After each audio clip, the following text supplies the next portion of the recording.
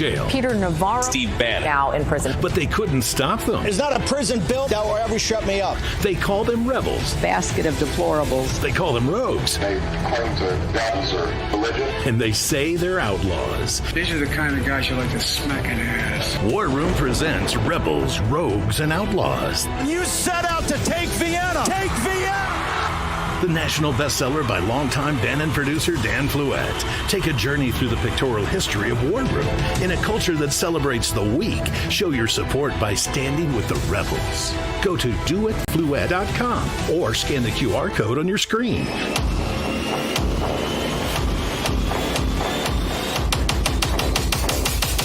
Use the code RAV20 for 20% off your order. Stand with the rebels and never back down.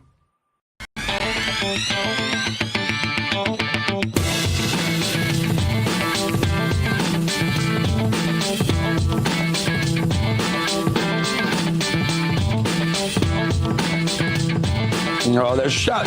Corner Wall and Broad. New York Stock Exchange closes at 4 o'clock on the dot. We opened at 4 o'clock on the dot. Markets a little weaker today. Big news coming on after the market. Markets were down. Let's see the stock market. The Dow Jones looks like down 245 points ballpark. Looks like we're down. NASDAQ 98. There we go. Dow down 294. Mad Dog, you have me? Bro, can you hear me? My dog? Anyway, I'm going to just keep going. There we go. Dow down 294. NASDAQ down 111. We have some big news coming out in probably just in the next 5 minutes or so. NVIDIA stock, probably the president's favorite stock, a chip stock, AI chip stock, comes out with earnings. So there's a lot of anticipation on what's going to happen with NVIDIA. I think the whole stock market is going to follow NVIDIA up or down tomorrow. So keep our eye on it. Crypto backed off a little bit, 106,900. Remember a couple of days ago, we were up to 111,900. So it's backing off a little bit. Again, markets take breathers. That's the markets. My first guess, watching every city in his state turn into dens of illegal criminal aliens, and he's talking and taking action to make a change. He went to CCOT, that's that prison in El Salvador, and praised President Bukele's leadership in taking back his country from the violent gangs. Congressman Andy Ogles has set out to do the same thing in Tennessee. Welcome, Congressman.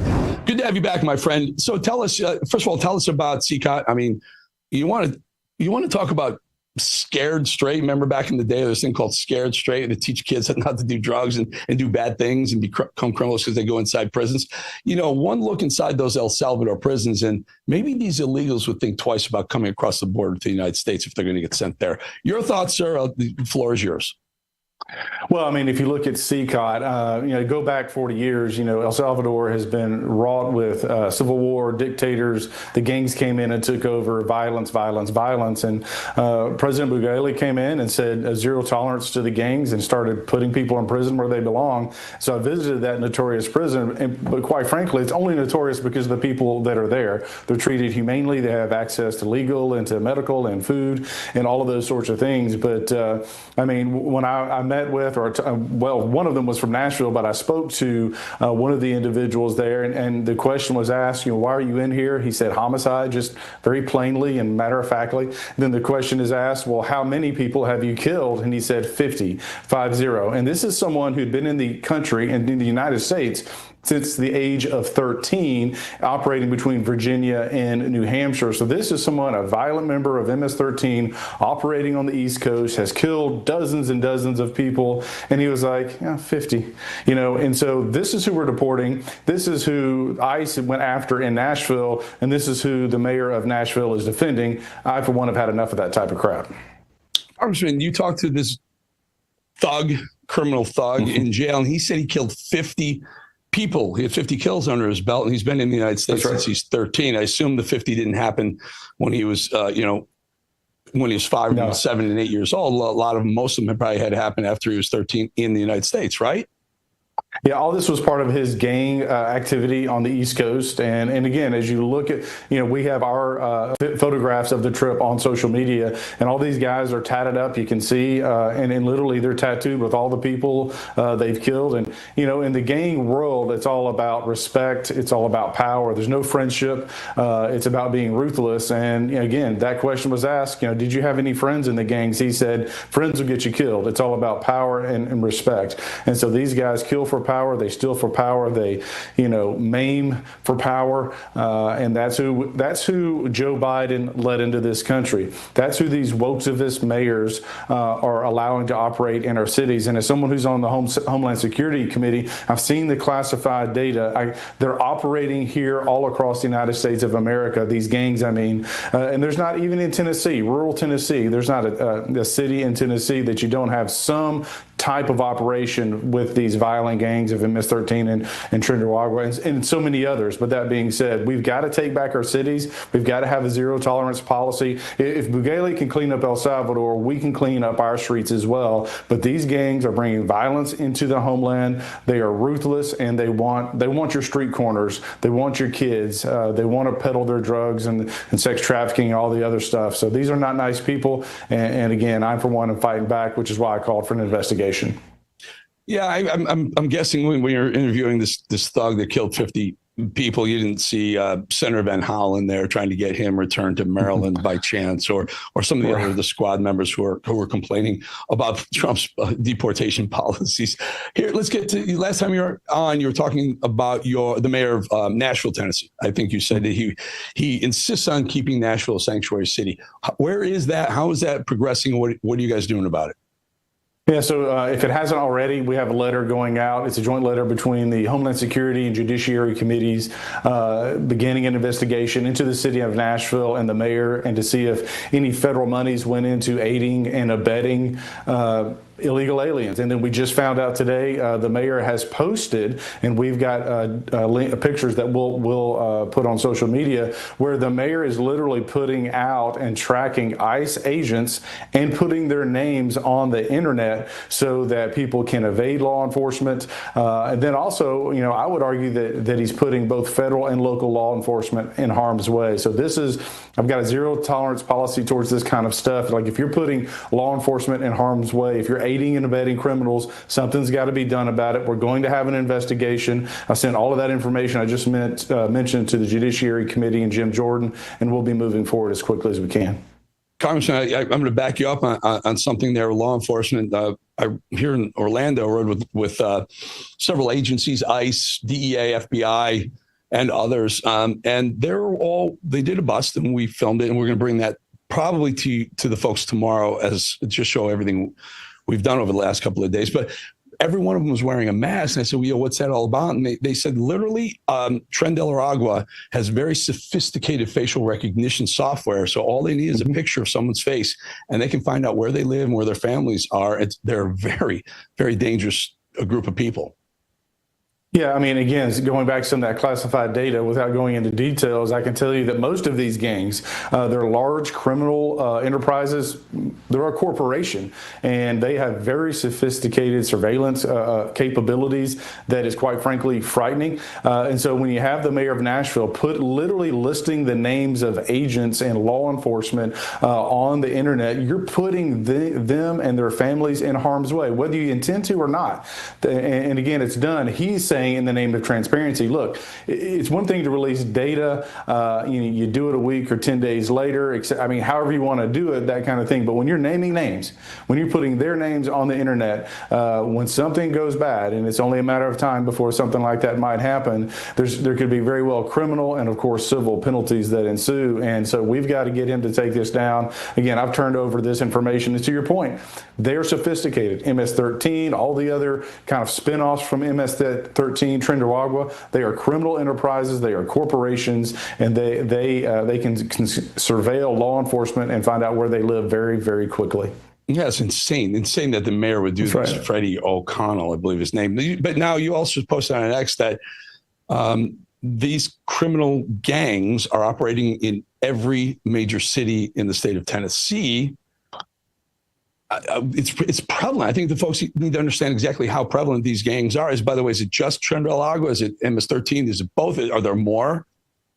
Yeah, so when you look at the gangs and look how Mexico is structured, Central America, you have all these different families of gangs that operate, and so in different areas, both in Mexico, Central America, and then here in the United States, different gangs have different territories, and it's divided up. And obviously, as you have a city like Nashville, which is one of the IT cities, geographically we're situated within about 6 hours of most of the population of the country, minus the West Coast, and so it is a very desired territory. I think you're going to see increased gang violence in the coming years if we don't nip this in the bud. And so again, for the mayor of Nashville to be defending criminals and thugs, murderers and rapists, for him to be putting law enforcement's names out on the internet, he's making Nashville less safe. And he's quite frankly enabling and empowering the very people that want to steal from you. And again, Brentwood is just south of Nashville. It's a very affluent part of the country, part of the state, but a part of the country.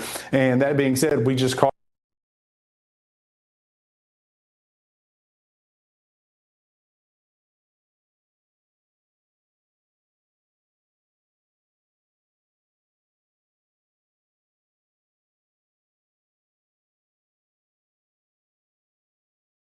over medicalization and overprescription and widespread exposure to potentially toxic chemicals.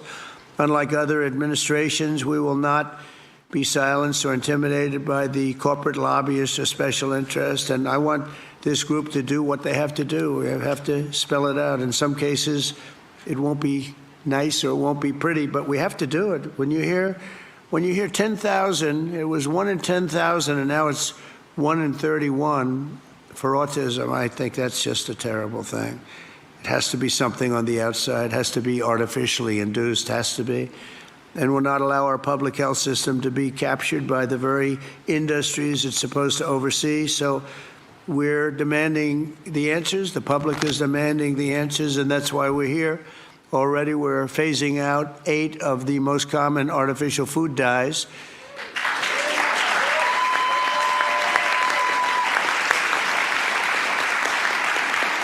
And we ended the most serious conflicts of interest at the FDA. We had a lot of conflicts over there.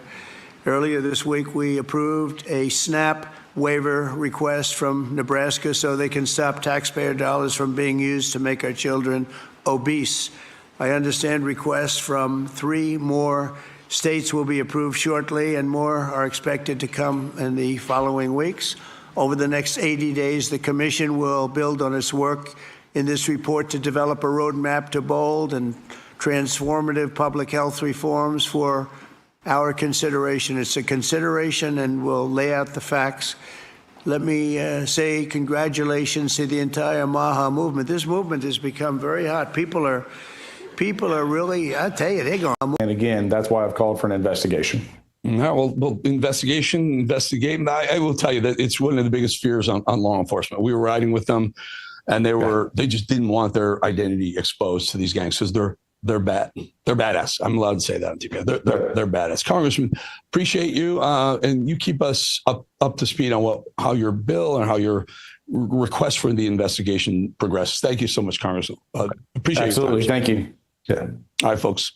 Well, this July, there's a global summit of BRICS nations. You heard about this. We've been talking about it. It's going to be huge. It's in Rio de Janeiro. And it's a block of emerging superpowers, including Brazil, China, Russia, India, even Iran is attending. And I hear over 100 other countries want to attend as well. They're meeting with the goal of displacing the US dollar as the global currency. They're calling this the Rio Reset. As BRICS nations push forward with their plans, global demand for the US dollars will decrease, bringing down the value of the dollar in our savings, in our pockets. Wherever we have a dollar spending and saving, that value will drop if they get their way. While this transition won't happen overnight, the Rio Reset in July marks a pivotal moment in BRICS objectives when they move decisively from theoretical to could be an actual reality. Now you must learn if your savings into gold, moving it into gold, is right for you. Birch Gold Group can help you move your savings, your hard-earned savings, into a tax-sheltered IRA. maybe in precious metals. I certainly have done it. I think you should too. Claim your free info kit on gold by texting the word America to 989898 with an A+ rating with a Better Business Bureau and tens of thousands of happy customers. Let Birch Gold arm you with a free, no obligation info kit owning gold before July and that Rio reset. Text America to 989898 today. Also, before we head to break, I want to remind you, the podcast, it's blowing up over there, folks. Thank you for subscribing. Jump over there, subscribe to the Bowling Podcast. We're updating you every single day on this Diddy trial. Today, Barack Obama was brought up again. His name was brought up. You want the context? Subscribe. Go watch it over there. We'll be back in 2.5 minutes.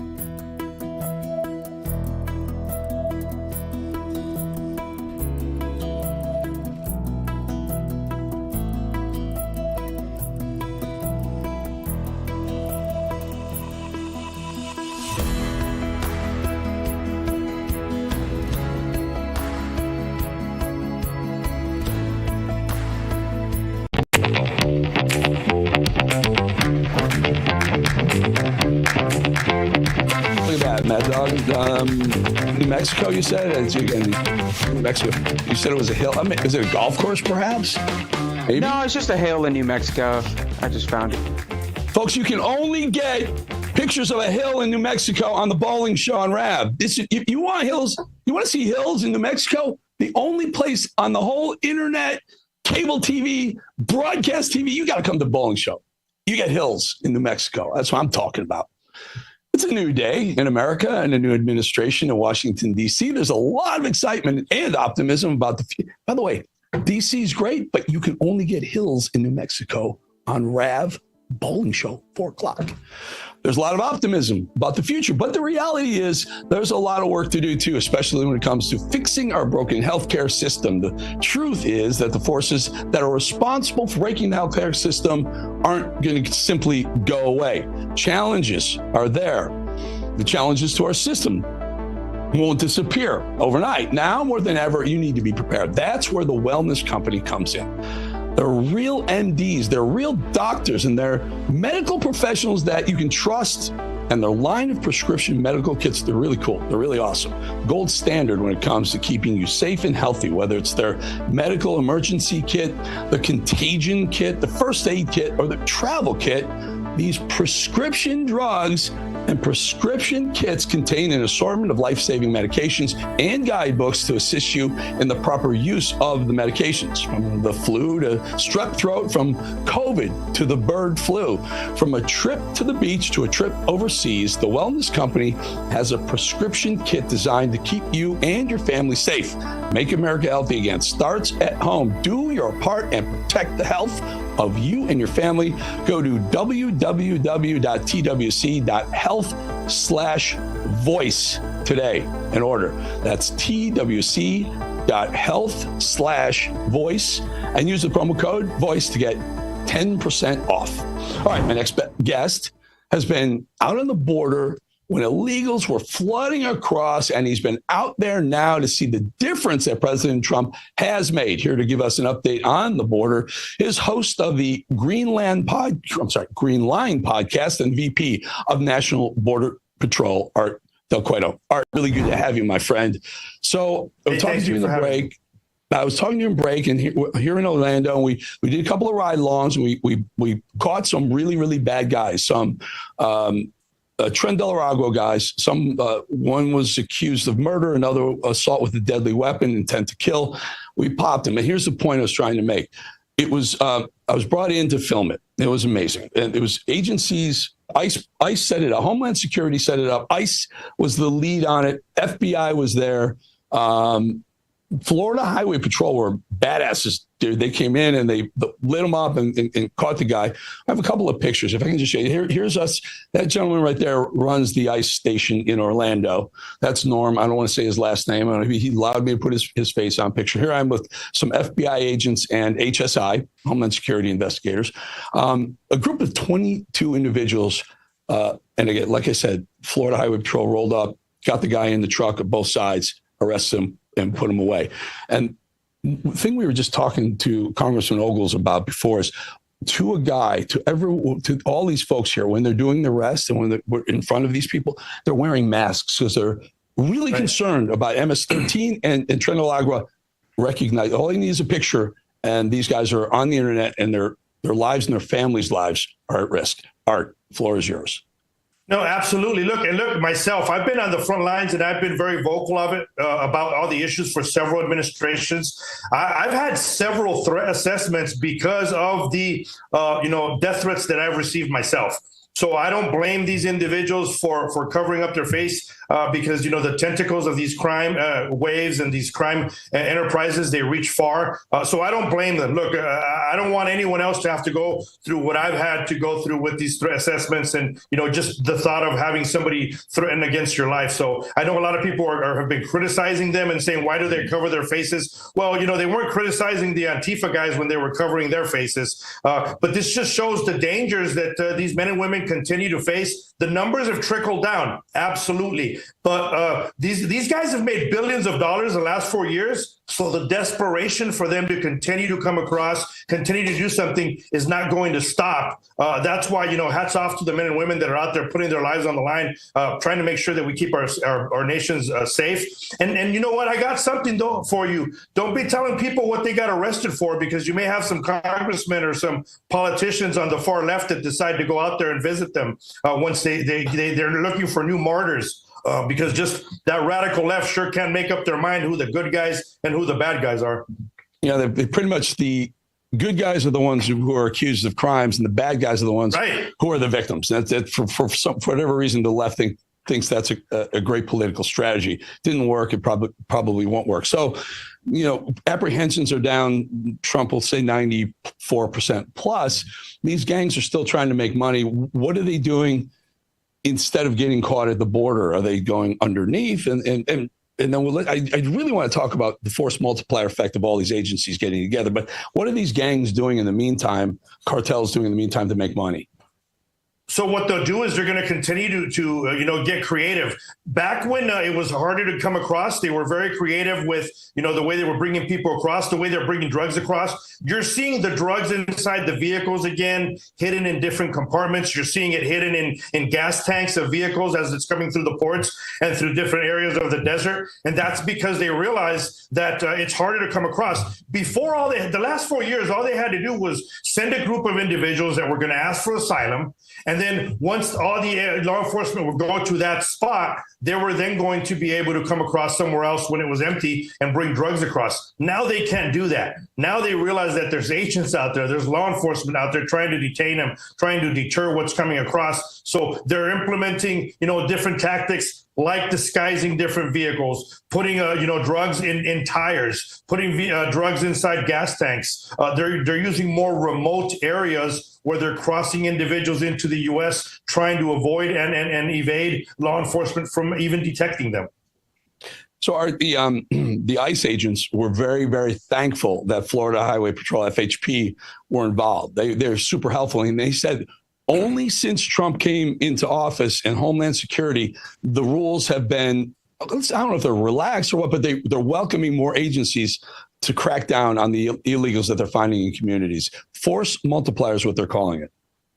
That's what it is. It's force multiplier because you're using all the force and you're using all the tools at your disposal. You're utilizing all the agencies that you can to try to stop the criminals. I mean, what a novel idea, right? Let's unite law enforcement to catch bad guys. And even yourself going out there and being able to see firsthand what they were doing, that was unheard of the last 4 years. They wouldn't have allowed you to do that because they didn't want you to be out there filming how bad these individuals were. I just hope it spreads throughout other states. Look, I'm out in Arizona, and we've had a lot of issues here with the local governments and the governor out here not being very helpful with allowing her, state troopers and everything else to work hand in hand with Border Patrol, HSI, ICE, all those individuals. So I just hope all the states follow suit.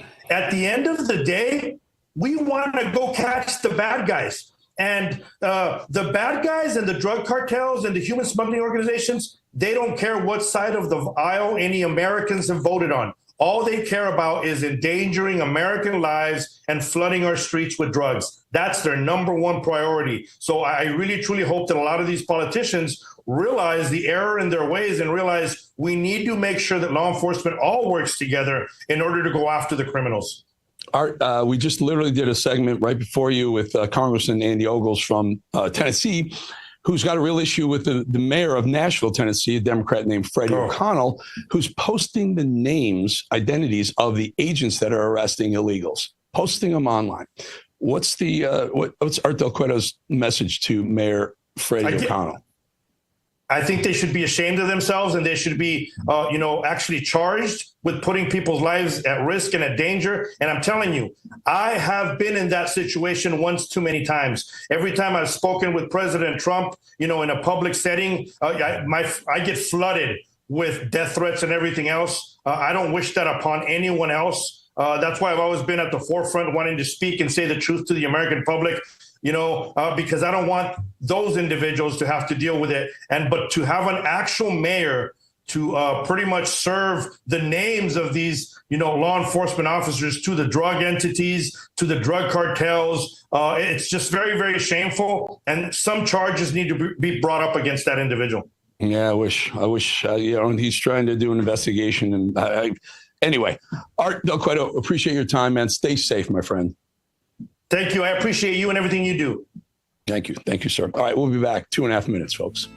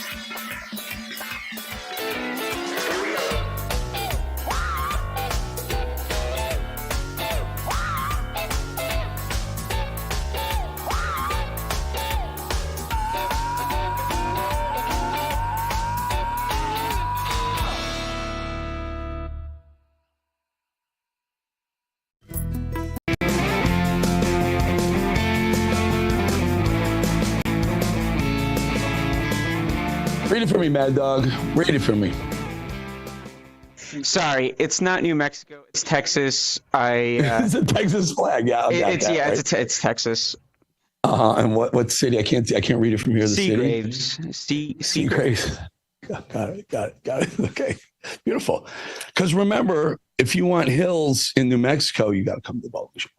So let me get this straight. Let me just get this straight. Pocahontas commanded the auto pen for Biden. Hunter Biden pardoned himself. You got anything new for us on a Wednesday? By the way, the revelations. Talk about your treason. Can't wait to see those mugshots. All right. Let me just say the word allegedly here, and let's carry on. All the way across allegedly starts right now from here, allegedly forward. Ends when I say allegedly. So don't come at me, snowflakes. It was just 6 months ago. On December 1st of last year, the pardon of Hunter Biden was the pardon heard around the world, made all the news and made all the more shocking because of how many times Joe Biden swore up and down he wouldn't pardon Hunter Biden. But let me ask you, will you accept the jury's outcome, their verdict, no matter what it is? Yes. And have you ruled out a pardon for your son? Yes. Even his mouthpiece said the same. His son, Hunter, is also up for being sentenced next month. Does the president have any intention of pardoning him? We've been asked that question multiple times. Our answer stands, which is no. What happened to her? What happened? Is she going to go away to lie camp or something? Hunter Biden convicted of federal gun charges that 1990 Senator Joe Biden never, ever would have forgiven. And suddenly Joe Biden took action after he watched his son being, quote, selectively and unfairly prosecuted. Sounds awfully familiar, doesn't it? But we all know what else was involved, don't we? We all knew and know full well now that Joe Biden played a recurring role in then Chinese and Ukrainian business relationships involved with Hunter in that tax case. We all knew then and know now that those pardons didn't just help Junior, they helped Daddy too. And so the auto pen signatures on most pardons ever signed by a president, 8,000 plus signatures by AutoPen.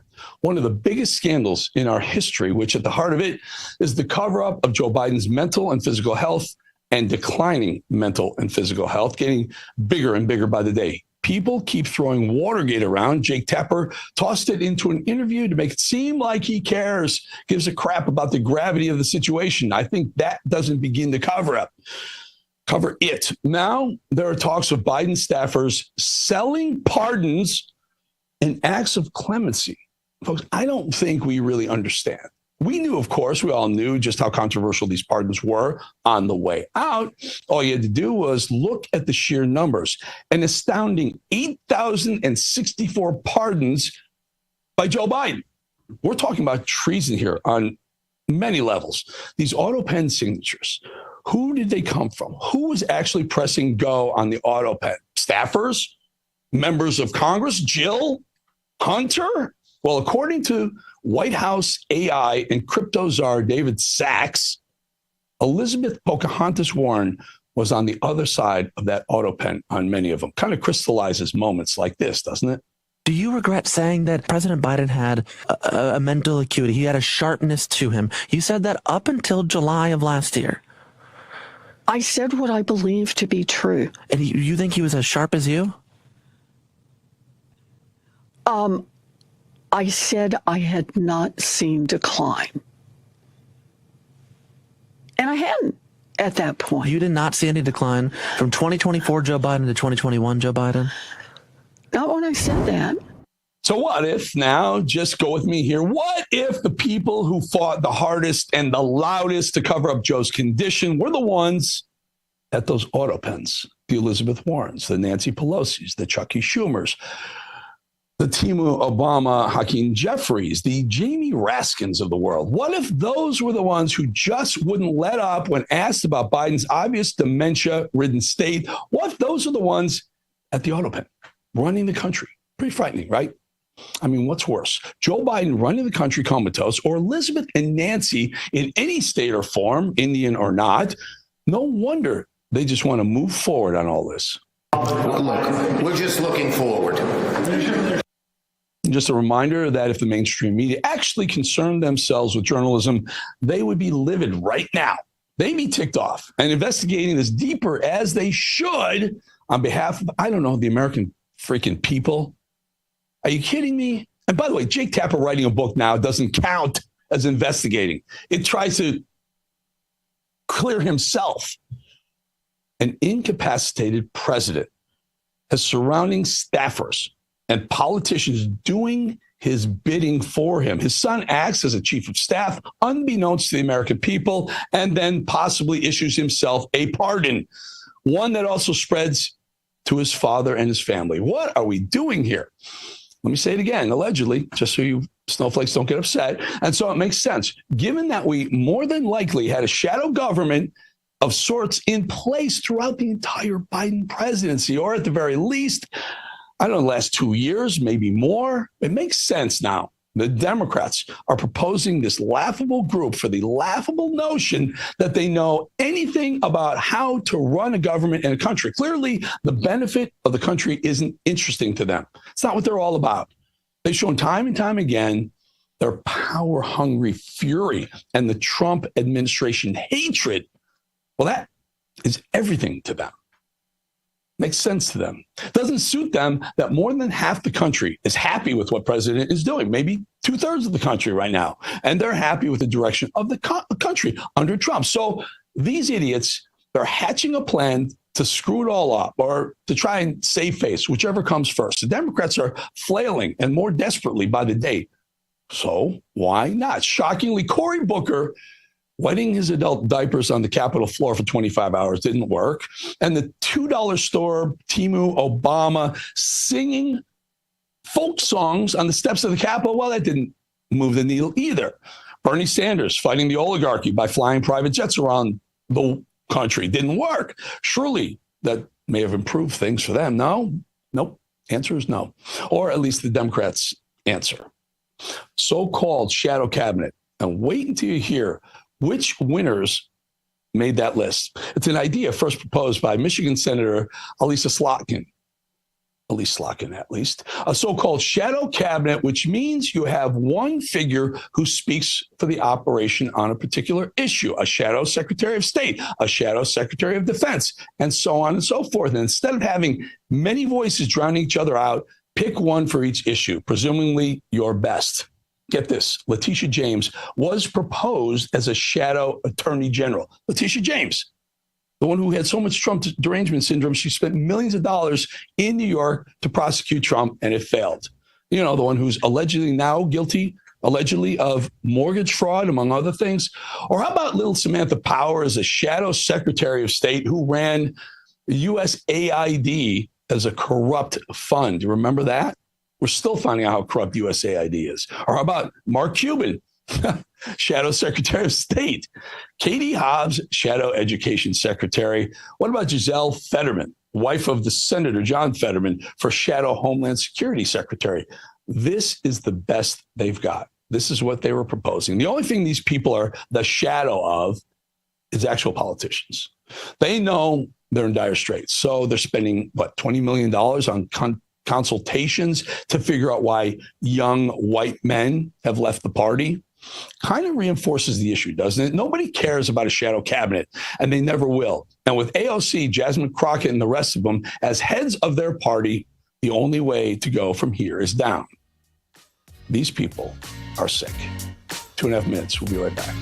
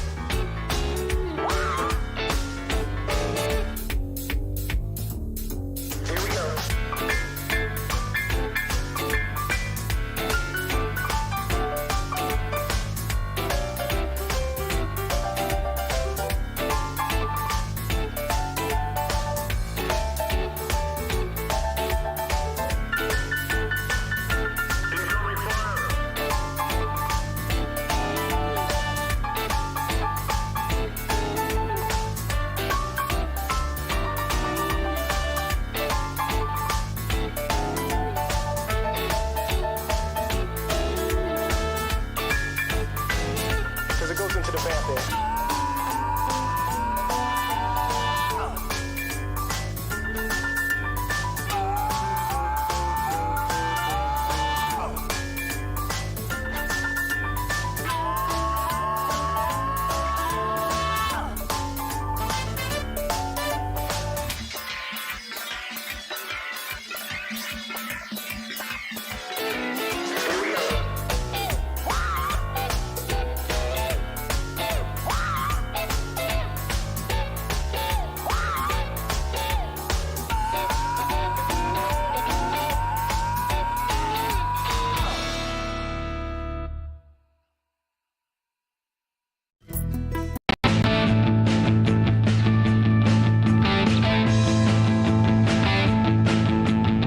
I'm Mad Dog. That's more like it. Honolulu, Hawaii, as they say. Honolulu, Hawaii. That is way better than a hill in New Mexico. I'm going to say it's a great live shot, folks. We're live, and Mad Dog puts up live shots. Many families across the country drowning in credit card and loan debt, and they're looking for some help. Done with Debt. Done with Debt is a company which has created a smarter, faster, and permanent way out of the debt trap. Joining us now is Jillian Barbary, a well-known TV personality and advocate to those struggling with debt. She's here to explain how Done with Debt is helping everyday Americans take back control. Welcome, Jillian. So just give us a sense. Prices are going up. We're falling deeper and deeper into debt. Tell us about Done with Debt and how you can help folks that are struggling with the fluctuating prices. Well, thanks for having me, Eric. And you said debt, and I was like, yeah, I felt like a death sentence when I was in the kind of debt, honest to goodness. Because when you don't have that, you think life is going a certain way, and a lot of people save for certain things. My fridge broke, this happened. Well, what about disease? I got cancer, lost my job, I got divorced, all of this simultaneously happening. And at the time, I had a money manager that I thought was investing and doing all the good things. And I had a great TV show out here in LA for 20 years. I worked for Fox. And I have to tell you, those things weren't happening. And I found myself in the most brutal situation. So yeah, I had death and taxes at my door in a sense. So Done with Debt. Now, I didn't know about them at first. So I ended up going through, talk about feeling like you were dead. It was just anxiety, constant phone calls, mail. What Done with Debt will do, in a nutshell, okay? You call them up, go online, go to donewithdebt.com, get a free consultation for the first time out. This is what's going to happen. They assign to you your own personal team, essentially 3 to 5 people will be working on your case just for you. And overnight, when you're honest with them and tell them your financial situation, where you're at, they're going to get you back on track. Overnight, it starts. How? The nasty phone calls will stop. The letters in your mail, mine were piled up so much I didn't want to answer the phone. I didn't want to open a letter because nowadays the letters look like they're from the government or whatever. What they do is they'll cut off all the collection agencies and credit card companies and all of that stuff. So it goes through them now, and they work with the banking institutions. They work with the credit card companies. They can basically get some of your debt wiped out completely. And the rest, they'll say, look, we'll give you this, we'll give you that. If not, it's basically pound sand because we don't have it. What this does in the long run is get you financially back on track. And you start to have a bit of a pickup in your finances. It starts out and you see it happening. And I think for what most people don't understand, and there are a lot of Americans going through this right now, I know that because I was one.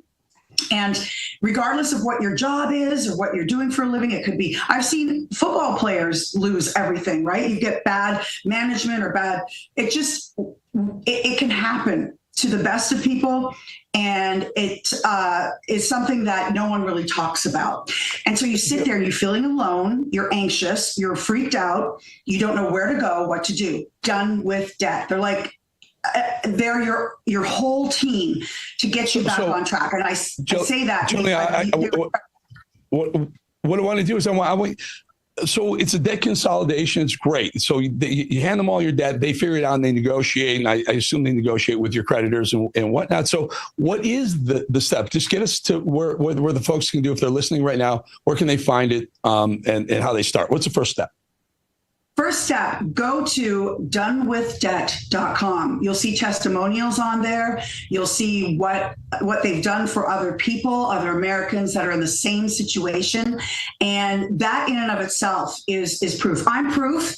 And, it doesn't happen if you don't pick up the phone, right? So it's something that time is on their side, not yours. Essentially, because your number is going to come up again, and the penalties will keep adding on and on and on. That happened to me. And so once you take this first step, that team is going to start working for you and cutting them off at the head so that you've got a plan to get back on track. And some people actually end up with money in their pocket at the end of it, which is great. No, debt consolidation is brilliant. It's genius. You let someone else handle negotiations, and creditors would rather deal with them than individuals like us. Jillian, thank you for your time. Appreciate your time. Done with debt, folks. Thank you. Thanks, Eric. All right, folks. Mayor Pete, remember Mayor Pete? Bridges and tunnels are racist, Mayor Pete. Well, Buttigieg did something so noble and honorable. I just had to share it with you. Here we are. What is it? End of May 2025. And Pothole Pete has finally had that look for yourself in the mirror moment and tell the truth. Took years, but Pete's finally ready to come to peace with the fact that he and the Dems completely botched their COVID response. Listen. We're in the middle of COVID, and you're Pete from today. And you get to talk to Pete from back then, or maybe Biden from back then, and you get to give them some advice, that would maybe prevent us from having this current president. What do you think you all should have done differently? One, for the love of God, figure out a way to get the schools open sooner. We got very knee-jerk about this, and the costs were not just politically, but in a profound way. I think for the generation, the costs were profound. And I think anybody who was involved, who was, by the way, obviously doing their best to deal with a crisis that killed a million Americans. Sure. But I think most people involved would like to be able to have found a way to safely get more schools open more quickly. Let me tell you something. He's not apologetic. He's not come to Jesus moment. He's running for president in 2028 already. I know it. You know it. They know it. You want to know something? He's probably their best hope at this point right now. Mad Dog, skip this one. Let's jump to the next one. All right, let's skip down to the next one. All those screaming, crying, whining Democrats. Well, remember they were crying about Elon Musk, the first buddy, and they thought he was running the country or something. We got some news for you. Apparently, Elon Musk wasn't all that thrilled about Trump's big, beautiful spending bill. Listen to this. I was disappointed to see the massive spending bill, frankly, which increases the budget deficit, not just decrease it, and undermines the work that the Doge team is doing. I actually thought that when this big, beautiful bill came along. I mean, everything he's done on Doge gets wiped out in the first year. I think a bill can be big or it can be beautiful, but I don't know if it can be both. My personal opinion. Yeah, so if it's all you nut jobs out there who thought Musk was running the country, Trump likes him. He likes him. He's the first buddy. It's fine. Musk got a little upset. He got a little frustrated. He feels that Doge wasn't being treated properly, that Doge was going to get blamed for anything bad that happened, especially obviously Musk doesn't like this massive spending bill. Musk. Can you imagine a world where Ellen DeGeneres had anything nice to say about Donald Trump? But there was a day, believe it or not, there was a time when Ellen DeGeneres wanted President Trump, well, currently President Trump, but not then, wanted Donald Trump to marry her mom. Watch this blast from the past. I see a beautiful woman up there. That's your mother, isn't it, huh? Yeah. Look at her. Hello. Yeah. How are you?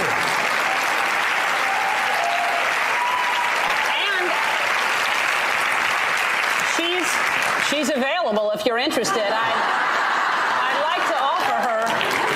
She's very pretty, yeah. actually. So,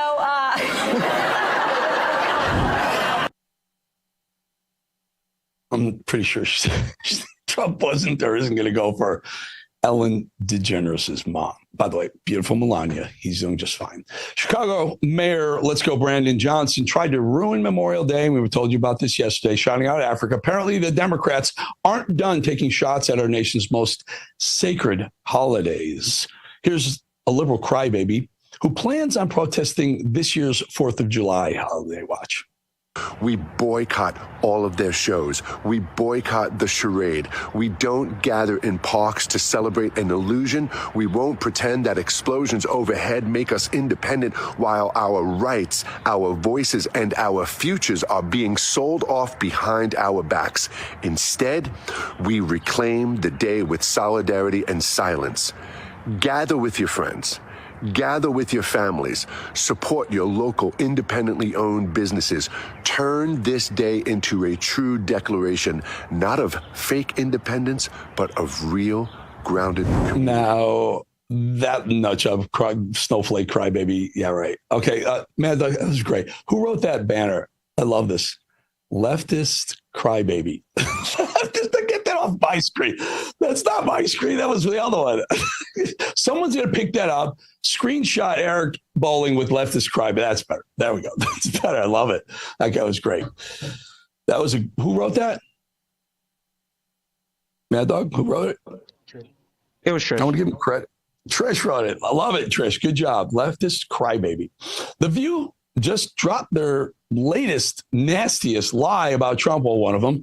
I don't understand how there's ever any other outrage, not enough outrage against these ladies. By the way, they were almost told to tone it down or get canceled.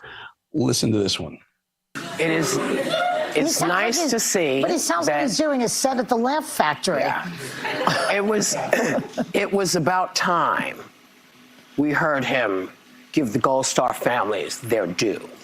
It was about time he did that because he spoke and said, we're proud of our Gold Star families. This is the first time, at least maybe, unless you've heard him do it. No, he's hosted them at the White House in his first term. Right, but the last time we collectively heard him talking about Gold Star families, it was not positive. Who could hear all that in the midst of all of that stuff? I mean, I heard that because it was something that I needed to have him say.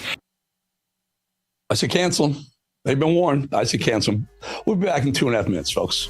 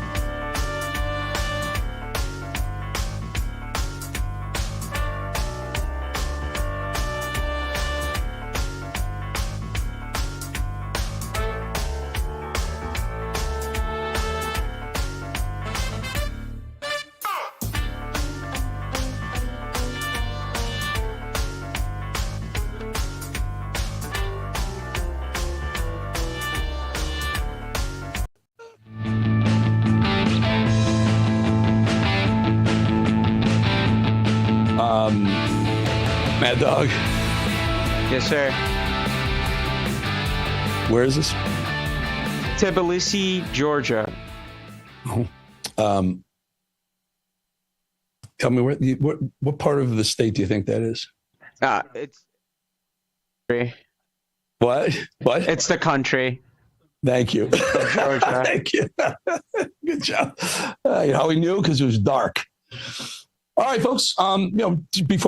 Before we finish the show, I just want to remind you about the podcast. Podcast is crushing it, doing the Diddy trial for the last 2 weeks. It's out of control what's going on with that Diddy trial. Barack Obama was mentioned today. Kamala Harris was mentioned yesterday. It's going to get crazy. It's going to get nuts. Subscribe there. Any one of those places, just hit subscribe. It's free. It'll always be free. And thank you for joining the podcast. It's blowing up. Also, I want to talk to you a little bit about two big pieces of news came out over the last couple of, it's not really news, but interesting stuff. I want to talk David Hogg. Remember, he was the kid who was at the Parkland. He was one of the kids who survived the Parkland shooting, but he's been a really outspoken Democrat. That the DNC, he was the vice chair of the DNC. They're trying to get rid of him. Remember, Hakeem Jeffries wants to get rid of him because David Hogg wants to change all the current mainstream Bernie Sanders, all the Democrats. He wants to change them out, get new people in. Hakeem Jeffries doesn't like that. So David Hogg I guess either gave an interview or was secretly taped with Project Veritas and told them who was really running the White House for the last few years. Take a listen carefully to this. Foundational question for me is how corrupt is the DNC if so many people knew or few people knew about Biden? Well, the president of the United States. I mean, I think the fact of the matter is the DNC is always going to be a campaign arm of the president, ultimately. The bigger issue was the inner circle that was around Biden.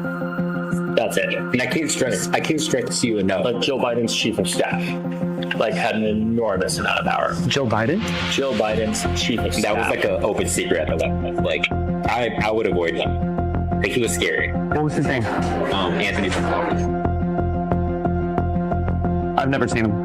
Exactly. What do you mean? He's just he's a shadowy, Wizard of Oz type figure. That's what made him so and I knew how he looked. I'm the general public wouldn't know how this man looked.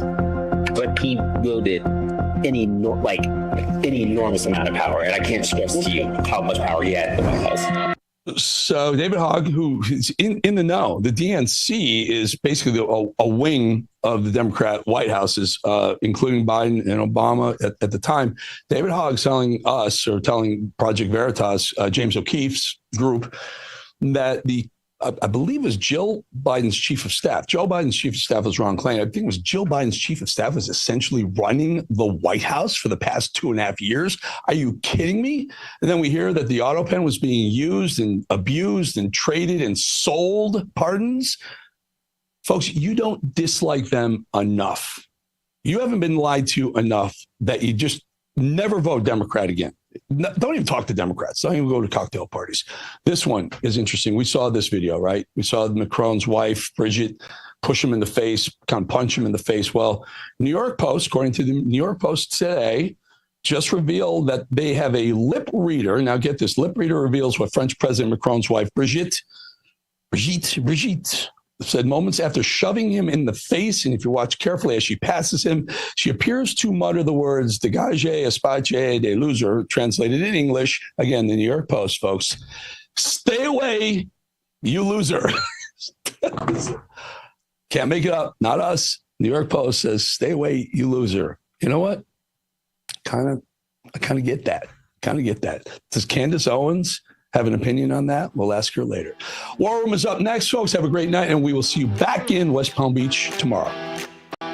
Well, here you have somebody who took over $75,000 to give... In the light of day, I'll just note. To give badges and official status to business people so they could flash the badge, get out of traffic stops, get out of other tight situations. Jen, it's not just the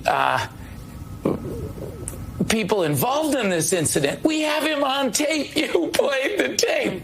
It is a classic example of corruption. So what stood out to me is a White House embracing corruption. What do you expect from a president who himself has been convicted 34 times, who issued a blanket pardon to those who assaulted law enforcement. This is an insult to law enforcement who secured the evidence in this case. It's an insult to the jury that convicted the sheriff, and it's an insult to all Americans.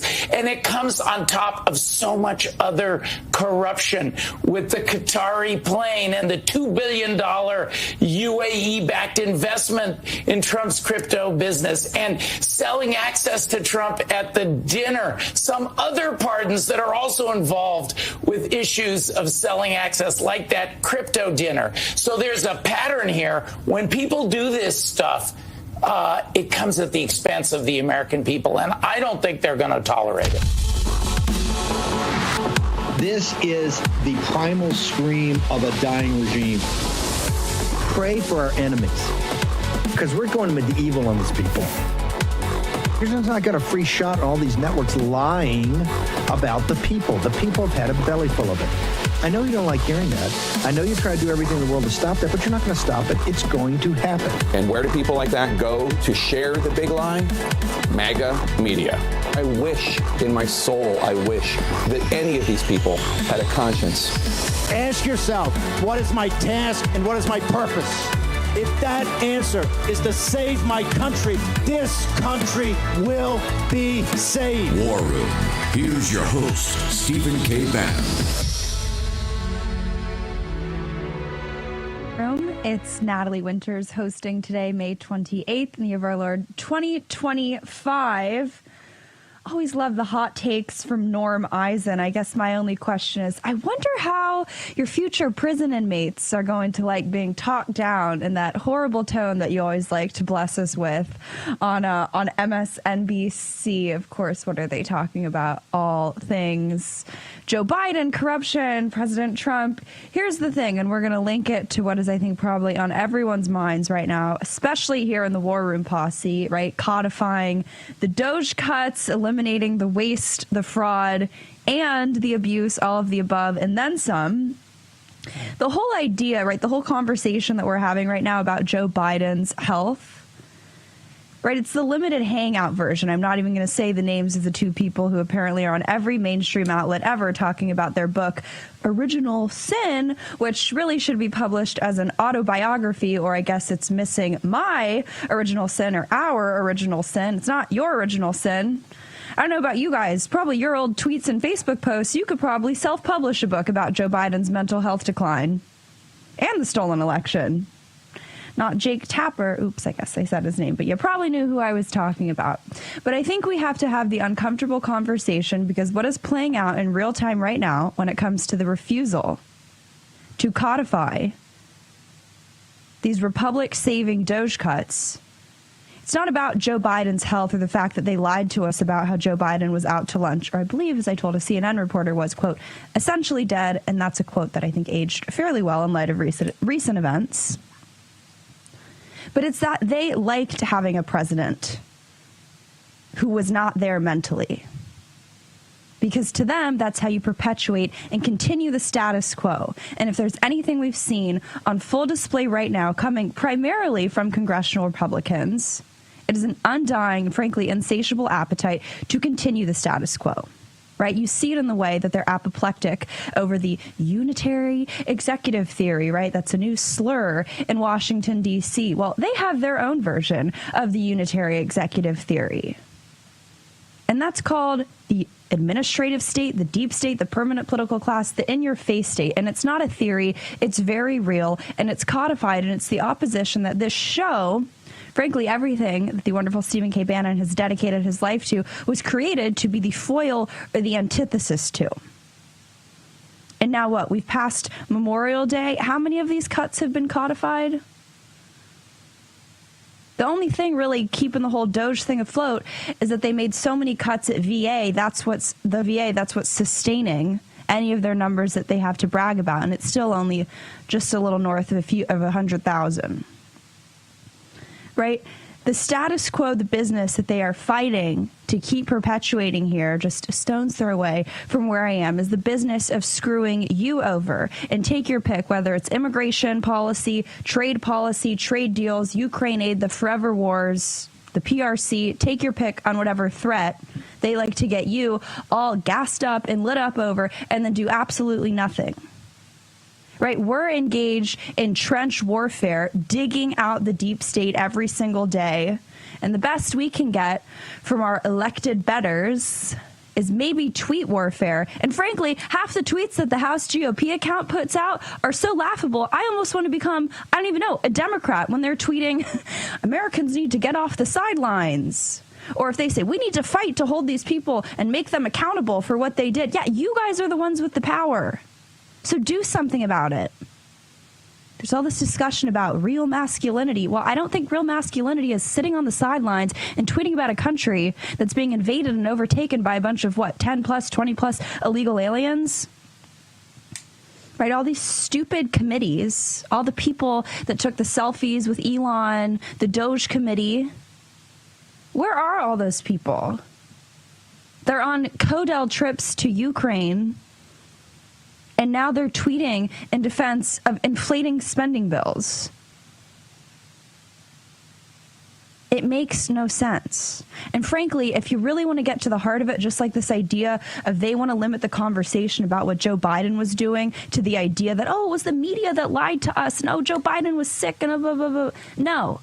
They liked having a president who was essentially dead, asleep at the wheel, because they could implement their agenda and ram it through. The idea that there was one person who was controlling the puppet strings, that's called the swamp. That's why this show exists, and that's why they hate having new media, because it's people like you who've been able to adjust and shift the goalposts of what actual accountability looks like, and we no longer have to play through the controlled opposition paradigm of Fox News, the left-wing media, or congressional Republicans and think that accountability is found in tweets and strongly worded letters and stupid committees and stupid speeches. No. It's found in prison sentences and criminal investigations, not crappy book deals for Comer because you botched the Biden investigation 20 times over after every single investigative reporter, myself, this audience, people who we have on the show every single day included, handed you on a golden platter to do something, to have actual criminal referrals and actual indictments. And the best you could give to us was a book deal. How about this? I'll start a committee called the Committee to End All Committees.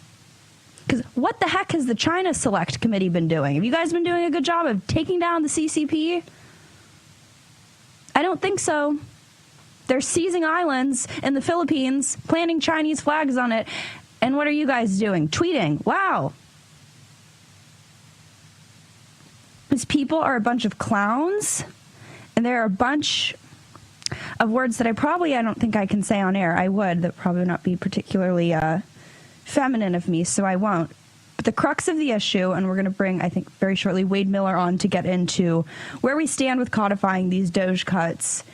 In 2016, right, President Trump was your voice. He gave you a seat at the table because he was not beholden to the Republican donor class and the Republican establishment. You've heard me say this dozens of times. It's the sort of, I would say, magnum opus of Stephen K. Bannon, right?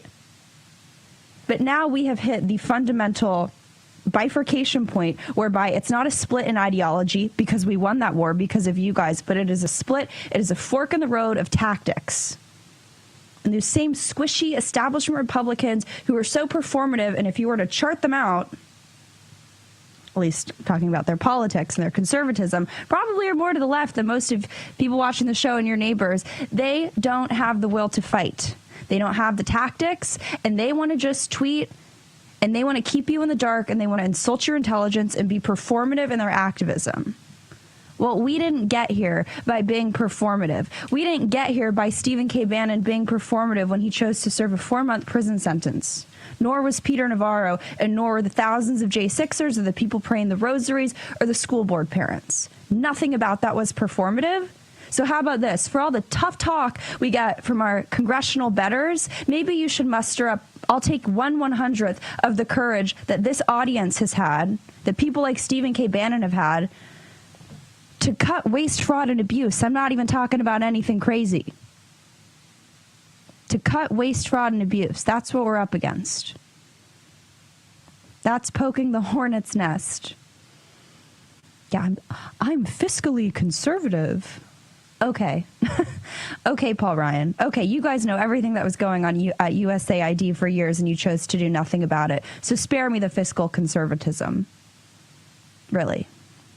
We all know you're socially liberal. That's evidenced by your actions. And frankly, your pastimes and your extracurricular activities. But I guess we'll save that for another show. I believe we've got Wade Miller up. Wade, you guys over at CRA are always doing the heavy lifting, the hardcore work on all things that is the black box of Congress. If you can sort of, we've got a few minutes, just start off walking the audience through where we sort of stand on these Doge cuts, what you think the path ahead. I know you guys are working on some big stuff over there, but if you want to give us a little tease. Sure. So that's the conversation of the hour is how do we get the Doge cuts done? And one of the big questions is, well, why wasn't this done on the reconciliation bill? The reason that most of the Doge cuts were not done is because they couldn't be done on reconciliation because they're for discretionary spending. They're not mandatory spending accounts. And the Byrd rule in the Senate would probably find them to be extraneous, almost certainly find them to be extraneous, and would jettison them out. So if reconciliation wasn't the vehicle, what is? And Congress could bring forth a standalone bill to cut spending that has been identified by Doge. But we all know that that would die in the Senate on a filibuster because the Senate needs 60 votes. So a standalone bill coming forward would just be a way for rhinos to make it look like they support Doge, but not really. And so that's not an option. And so what does that leave us with? Well, you either need a major piece of leverage, like an appropriations bill or a CR or something like that, NDA perhaps, that you could potentially get past the filibuster, or there's some other processes that you've been hearing about. So rescissions. Rescissions are a way that the administration can put forward a message to Congress saying we want to cut all of this spending. And if they have 45 days to act, if they act within that 45 days to affirm it, then that spending is cut. Now, the danger with rescissions is that if Congress doesn't pass it or doesn't bring it up in 45 days, it fails, and then it becomes legally a little bit more difficult to cut those Doge, to actually codify those Doge cuts if it's been rejected in a rescissions package. And so one other thing that we've been looking at, and we're researching it, and there's some precedent on this through the GAO, and OMB has written about this in 2021 and before, is what's called a pocket rescission. Now, the key to a pocket rescission is that it has to be done within 45 days of the end of the fiscal year, so August. And we're working on this. We've got a paper going into the technical details. We're hoping to have that out by the end of this week. We want to cross our I's, dot our T's. But if all of the math adds up here and our legal analysis is correct, and we believe it will be, is that if you put forward a pocket rescission within 45 days of the end of the fiscal year, that Congress doesn't need to do anything. It just automatically goes into effect. And that would be the highest percentage or the highest the path forward that gives us the highest chance of success. Because if you do a regular rescissions package, there's a chance that a couple, 2-3 senators might reject it, and then that complicates the ability to actually cut those for this year. So our main focus right now is potentially, if this is I'd be interested to know where the White House and OMB are at on this. But if this is correct, then this would be the preferred route. And that would call for, in that instance, being patient and waiting until August to do pocket rescissions as opposed to rescission packages. And Wade, we're sooner. coming up now, against it does look like rescission packages are going to come soon. I want to hold you through, because I think everyone's probably wondering, well, what have these people been doing with their time instead besides vacationing? Amen. We'll have you pick up where you left off. Hang with us. Warren Posse, we'll be right back after this short break.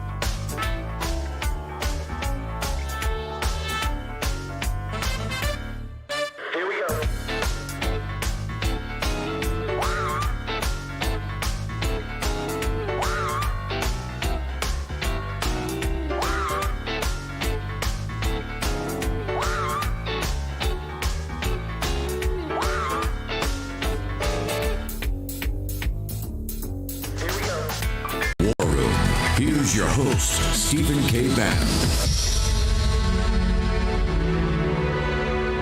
Welcome back to the War Room, where, of course, you've always got to be checking out birchgold.com/Bannon or texting Bannon to 989898. I always want to say getting the latest installment of The End of the Dollar Empire, but I think we have graduated past that. But gold has always been a hedge, despite, the 5 or 6 books that Steve has written with them. So go get your copy of the latest pamphlet. I forget the title, but it's fantastic. We are still joined by the also lovely and fantastic Wade Miller. Wade, if you just want to sort of pick up where you left off, but most importantly, what our audience needs to know sort of as we progress, how they can be most useful, helpful, and force these weak Republicans to, do something. Amen. You're speaking my language. So I think to kind of recap, there's 2 forms of rescission. One is a little bit more risky because it requires Congress to act. There's a chance they may not. I do believe that the White House is going to be, I think they announced today that they're going to be sending a package. There may be another package lined up. But the bulk of the Doge cuts for this year, because when we're talking about rescissions, we're talking about spending for this year. The bulk of those cuts, it appears, can be done through a pocket rescission unilaterally through the White House. And if that's the case, it would be preferable for Congress to stay out of the way and allow the White House to essentially get most of this done in the August to September timeframe. I think what's useful for our audience is if we're asking Congress to stay out of the way because we don't trust that they're going to get it right, maybe they do a package or 2, but do the rest through pocket rescissions. They need to start assuring us that they're going to enact Doge cuts in fiscal year 26. Through the appropriations process. We should be getting them on the record saying that they will not advance an appropriations process this fall unless it enacts Doge cuts going into next year, so that we don't have to do rescissions on the current identified Doge cuts, that they're already taken care of through all of fiscal year 26. So I think that that's a path forward. I think that it gives us a good strategy to support the White House in getting these done. It gives us alleviates a little bit of the pressure because it gives us a path forward where the White House can achieve these Doge cuts for this year. But we do need Congress to get off the mats and start getting serious about the reconciliation process, which of course is different than rescissions, and then the appropriations process later this summer and into fall to permanently codify that into the new baseline. Wade, just give us one more minute and let the audience know. I think you guys are working on a paper, one of the wonderful research things you guys always put together, when it's going to be coming out, how the audience can read it, get up close and personal to it, really internalize it, and hopefully use it in their phone calls that I'm sure they will eventually be making to their members of Congress. Sure. So you can find us at Center for Renewing America. We're working on a paper. We're looking through the legal analysis right now. There's precedent for it. We hope to have that paper out later this week. We will disseminate it widely. Right now, it's a question of how expansive those powers are, not if those powers exist. And so we're really excited about this. If this is the thinking of the White House, then it could explain their strategy. I'm not privy to their strategy, but rescissions packages are coming forward. But I'm hoping that this pocket rescission strategy is something that they're considering moving on, because I do think it is the easier path forward. And we will send that out far and wide as soon as it's ready. Thank you, sir, for joining us. We will certainly have you back on soon. I'm sure Steve will want you on first thing when it's published. Thanks for having me on. Of course. believe I heard someone say things cannot be big and beautiful in terms of spending bills, and I would say in the same way that I do not support body positivity, big is also not beautiful when it comes to government spending packages. Also, given that what they do with that big government, remember the slogan used to be, what was it? Big government sucks. I think that's probably too euphemistic, because big government censors you, deplatforms you, debanks you, throws you and your children in prison, destroys your country, invades it with tens of millions of illegals, and then grants H-1B visas to a bunch of legal third world people as well. So it's probably a little past the the demarcation line of big government sucking, and that's full blown government weaponization. But a bright spot in the Trump administration has always been the FTC in terms of what the chairman, Andrew Ferguson, has been doing to combat censorship. Today, the State Department announcing that they will be rescinding visas and, frankly, not giving them out to people who've been involved in the censorship of Americans. There's a very, very long list of those names. But I wanted to bring on Chairman Ferguson just to sort of react to what the State Department is doing and how it sort of bolsters what you guys have been doing really since day one, and frankly, even before, over at the FTC in terms of combating censorship. Thanks for having me on. To start off with, I think Secretary Rubio on this front is just doing a fabulous job. I mean, you know, being a guest in the United States is a privilege. And the idea that privilege should be extended to people who hate this country, who want to scream about their hatred in the public square, that want to burn the flag, is just absurd. So, I think Secretary Rubio's approach to this and President Trump's approach to this is long overdue, and it's such a breath of fresh air to make sure that if you are not an American but you want to spend time in this country, at the very least, you can't openly despise and hate this country and foment violence against it. So kudos to Secretary Rubio. Same on the protecting Americans from censorship. I mean, you've talked about this, Steve's talked about this, Mike Benz has been on about this for a long time. But one of the biggest risks to American speech has been coming from abroad. A lot of the organizations that have been used by Democrats and by mainstream press to suppress ideas are from outside of the United States, foreign NGOs that come up with lists of disinformation and disfavored ideas, and then people here in the United States use that to suppress speech online and in the public square. So I think this is a big step forward for protecting Americans' free speech. And frankly, look, we've got two free speech problems. I talked about this with you back in December. The first is the government restricting speech. And then the second are big, powerful gateway-keeping platforms that restrict free speech. And at the very least, I think the Trump administration deserves a ton of credit thus far for taking both problems seriously, but at least within the government, making sure that we're doing everything we can to prevent the government from ever participating in the censorship cartel ever again. It was extremely clear during the Biden administration that government was working hand in hand with cooperative tech platforms. This is what the Missouri against Biden lawsuit was all about. To suppress free speech by Americans. And so I think that the steps that Secretary Rubio at the State Department and President Trump throughout the whole government have taken to protect Americans from censorship abroad and from censorship by the federal government are hugely important. And we've been on this since day one at the FTC. One of the first things that we did after President Trump was inaugurated was that we asked the public in a formal request for information to weigh in on examples that individuals had suffered with censorship online, and to tell us about their experiences, because we're looking for two things that are covered by the laws that we enforce. The first are, platforms have terms of service. Those terms of service are part of the inducement that platforms offer to people to come and spend their time on that platform instead of a different platform.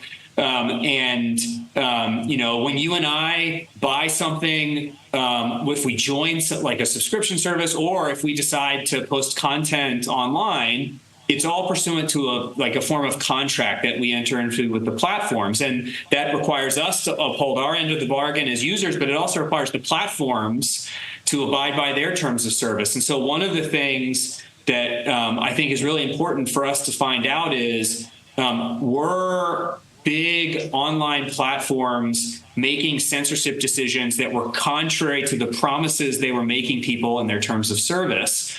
And so that's part of what this request for information was, where, are you a user? Did you experience censorship that was inconsistent with the terms you had signed up for when you used the platform? And then the second thing, and that's because one of the laws that the FTC enforces prohibits deceptive acts and practices. And, a classic example of deception is promising a consumer you're going to do one thing in order to get that consumer to use your product or service and then not living up to your promises. So that's one of the things that we're interested in hearing about. And then the second is, a lot of censorship decisions made by the big tech platforms, particularly in the lead up to the catastrophe of 2020 and in 2020, were sort of seemed to be made in lockstep. Like a lot of these platforms had seemingly identical censorship, content moderation, as they like to call it, policies. And the antitrust laws categorically forbid, colluding with your competitors to injure consumers. And so one of the things that we are trying to figure out was there potentially collusion among big tech platforms to set, here are all the ideas that we're collectively going to permit on our platform, and here are all the ideas that we aren't, rather than competing with each other, which is the whole notion of American free enterprise is based on competition. Rather than competing with each other to convince consumers to use their products, the question that I think we need to figure out is, were platforms, agreeing amongst each other not to compete on free speech grounds, not to encourage users to come on to share their ideas, but that some ideas were going to be permitted and others were not. So we've had this request for information out. We've gotten thousands of comments, and we've been reviewing them as they come in. And a lot of them were consumer commenters explaining how they suffered under the censorship cartel. But we also got comments from like the big tech-backed think tanks and firms. And one of the most consistent accusations leveled at the FTC that I've seen is that the Supreme Court already said that government is not allowed to police content moderation. And they all point to this decision the Supreme Court decided 2 years ago called Net Choice against Paxton. And that case was about a Florida law and a Texas law that regulated censorship decisions directly. It said you can't make censorship Andrew, decisions on this basis. We're coming up against a break. If I can hold you through it just for one more minute. I know the audience, censorship is not a victimless crime. I think our audience is probably ground zero for a lot of that. We'll be right back after this short break. More on the H-1Bs. Mike Benz, Pack Show. Don't go anywhere. We'll be right back.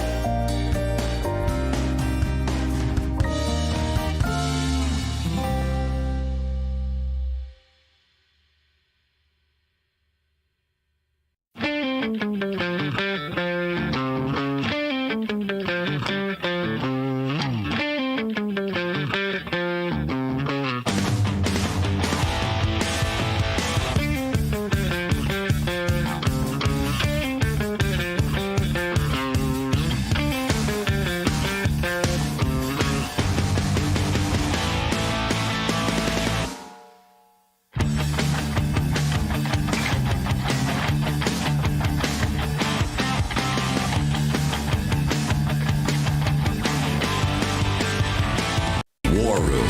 Here's your host, Stephen K. Bannon. Welcome back to the War Room, where, of course, you got to be checking out birchgold.com/Bannon, texting Bannon to 989898. Gold has always been a hedge. Find out why. Talk to Philip Patrick and the team. Chairman Ferguson, just a minute or two left with you.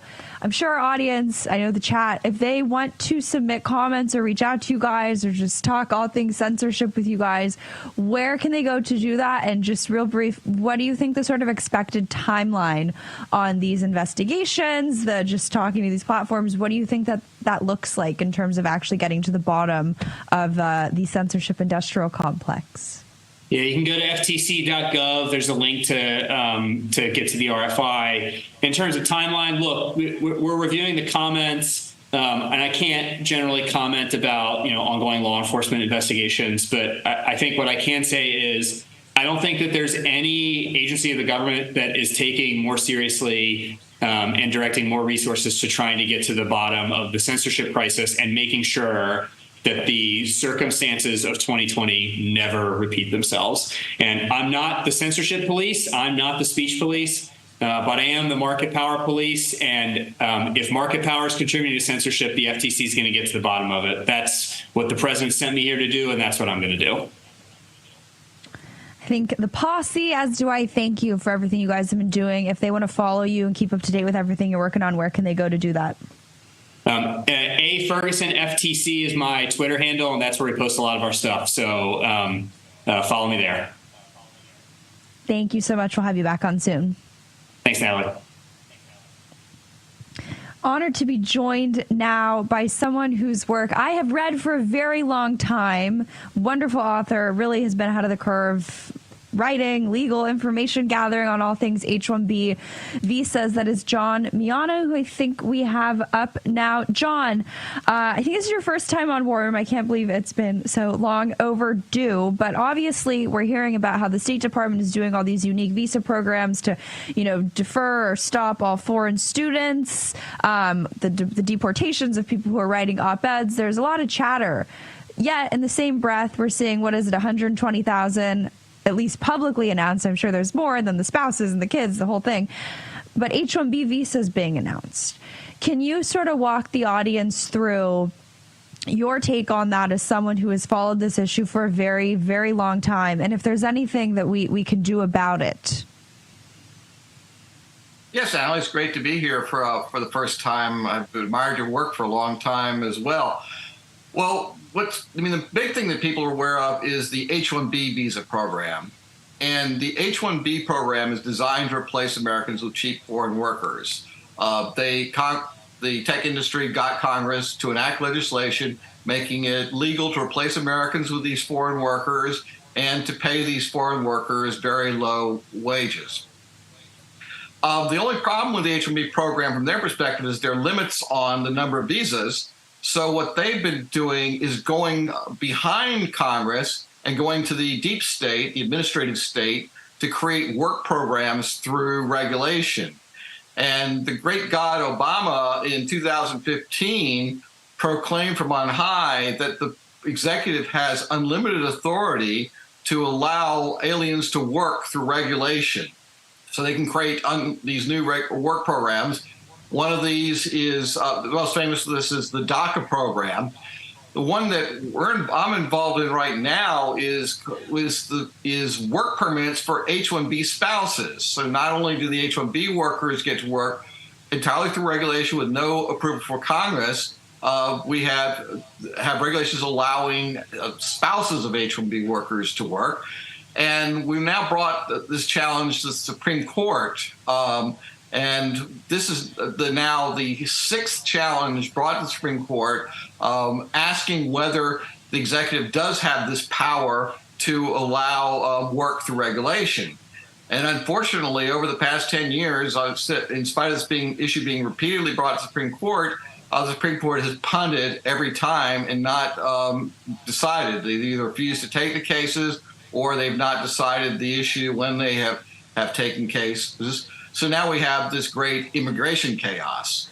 So each time we create one of these work programs, there are lawsuits challenging whether the work program is valid. The people coming in on the work program then sue the states for benefits like in-state tuition, driver's licenses. And then when someone like President Trump tries to get rid of these programs, they get sued on that end.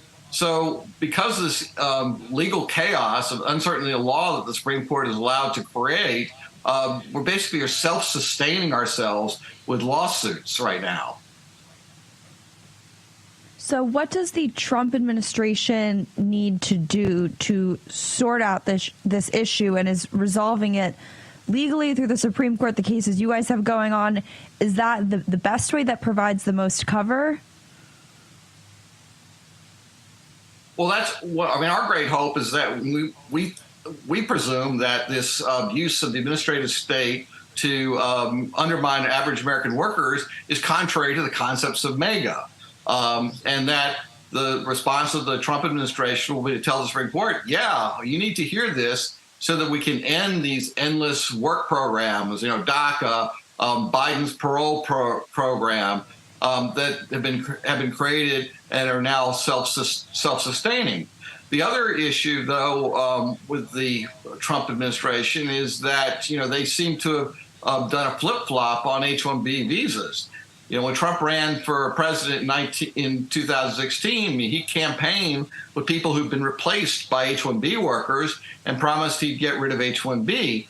Now we see him saying that he's all in support of H-1B, and it's very troubling because we're to see Donald Trump, of all people, out there saying, I support replacing Americans with cheap foreign workers. So that's quite scary because, if Donald Trump can't get rid of this H-1B cesspool, then what is it going to take?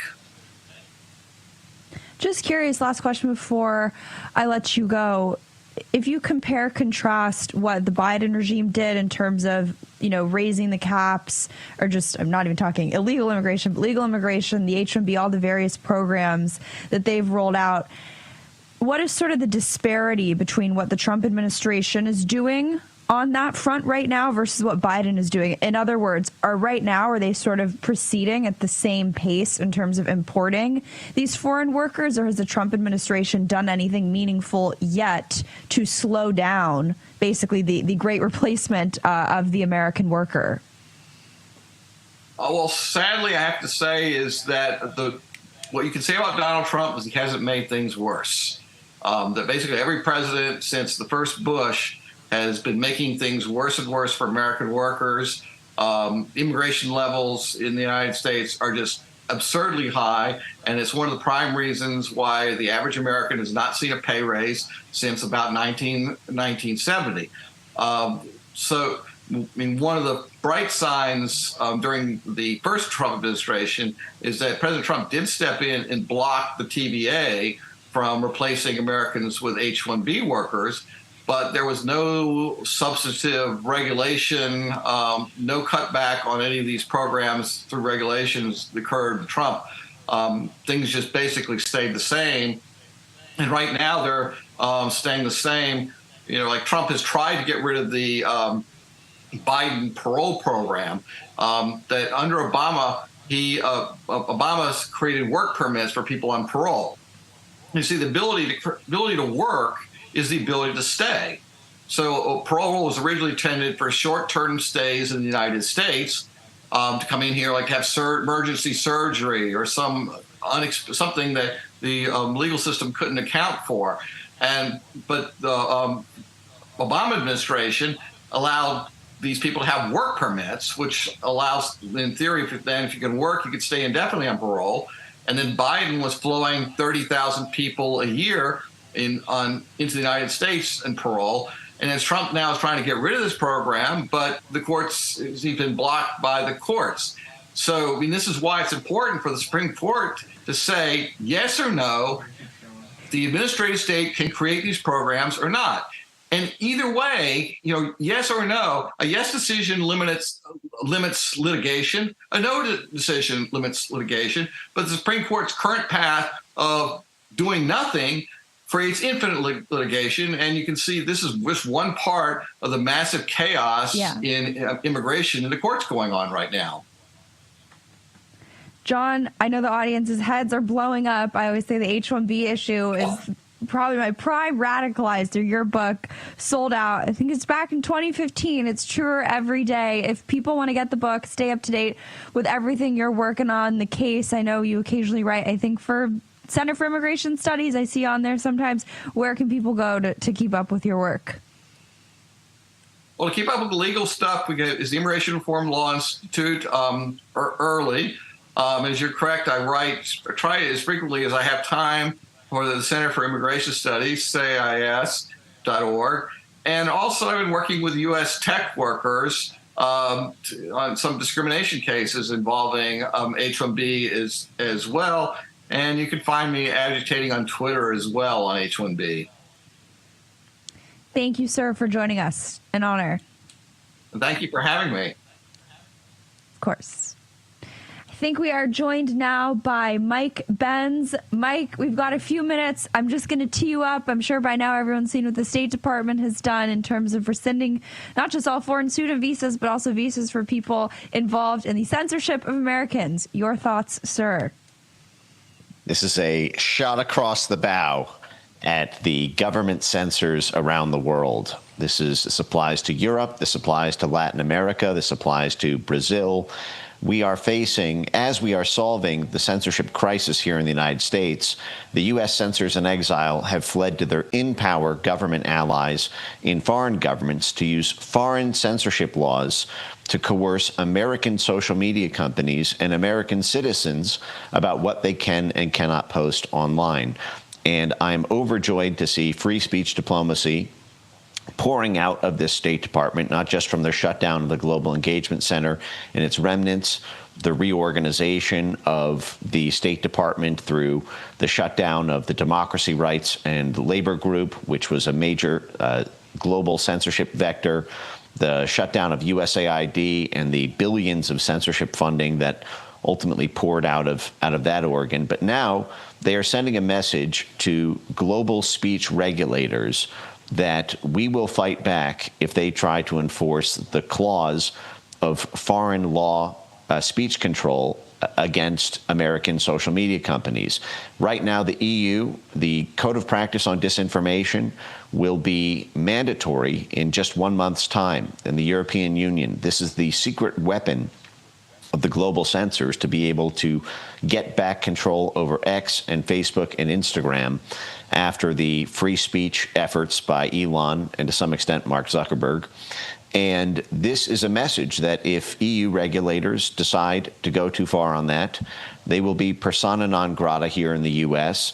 They will not be able to visit their little vacation homes in Miami or Martha's Vineyard or New York City, and as well as especially to the nation of Brazil, which is currently completely captive by a rogue Brazilian Supreme Court who happens to work directly with the former U.S. State Department, as well as little State Department spawns at Harvard University, such as Barroso, the head of their Supreme Court, and Alejandro de Moraes, who was working with half a dozen U.S. censorship NGOs, as he was the head of the censorship sector of the Brazilian Supreme Court.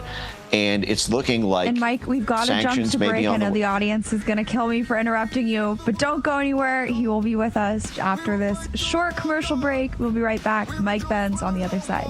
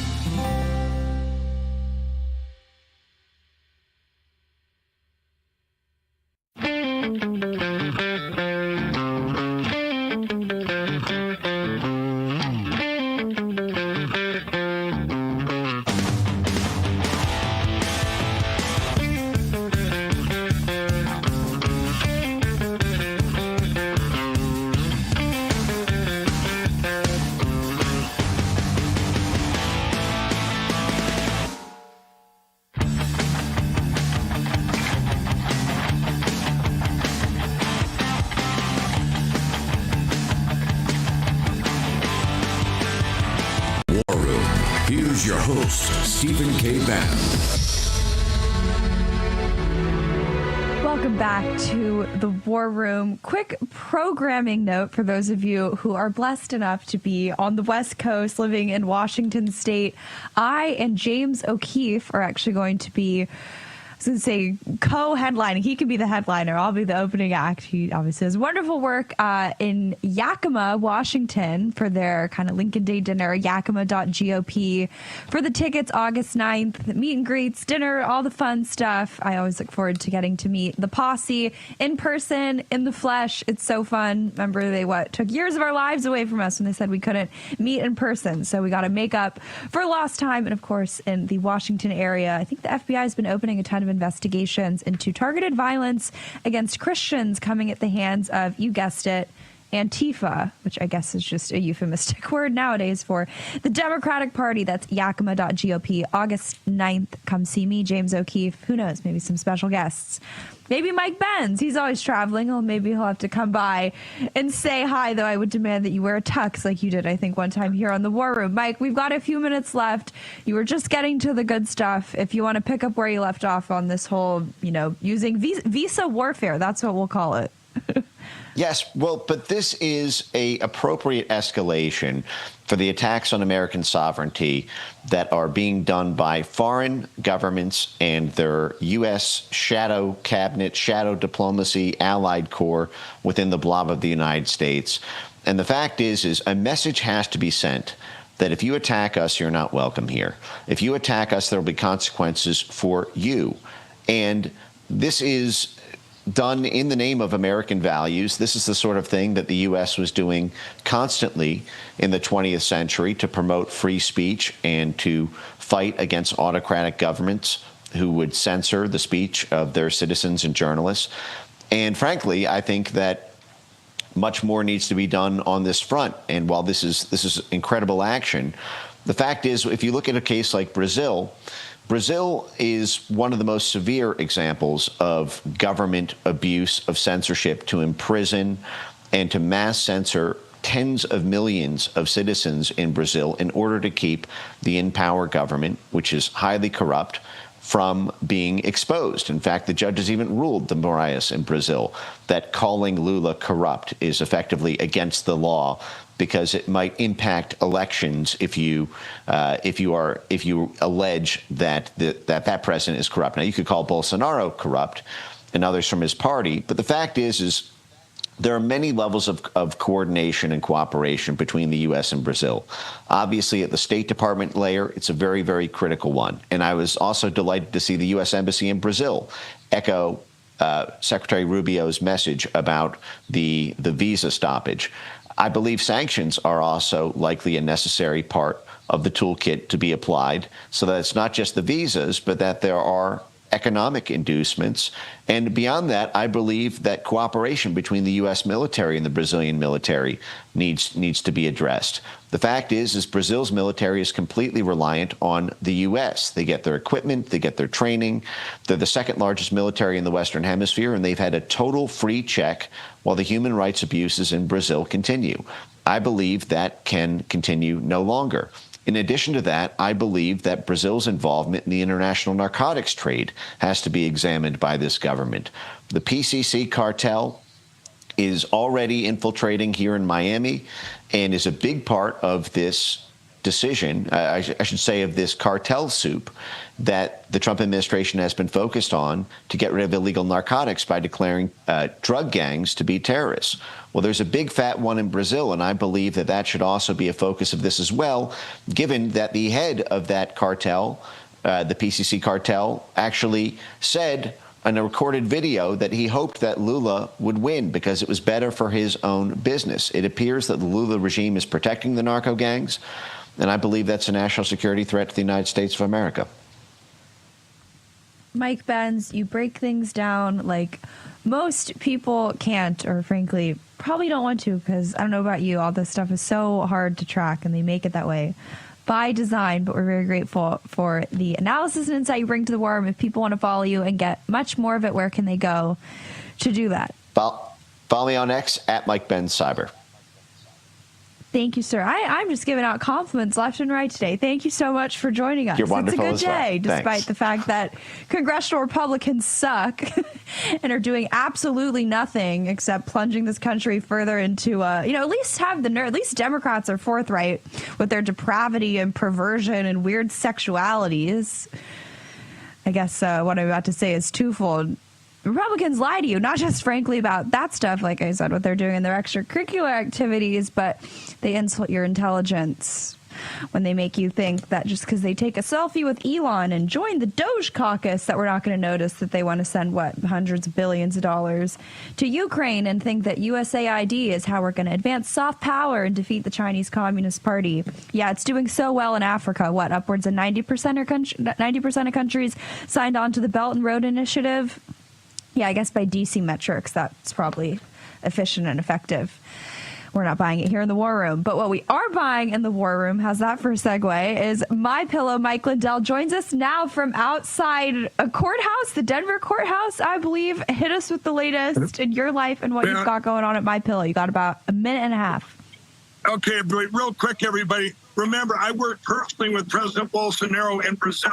There's an example of a country, if you don't get the paper ballots hand counted, what can happen to here in the U.S. 132 countries have banned electronic voting machines. I have fought this for 5 years, and here I am at the courthouse, in Denver, Colorado, the federal courthouse, this coming Monday. MyPillow and myself go to jury trial, and we need your help. It's the same sheets that we have in inventory. We're going to run this for $49.98 just to generate resources for this trial. We have to win, everybody. This will be the gateway to saving our country. I really believe that. I told our president, we will not let your 4 years be in vain. $49.98, any size, any color, promo code War Room. And then also, I'm going to give you, if you buy today, a free commemorative MyPillow 2.0 with the American flag. Any purchase, you get that free.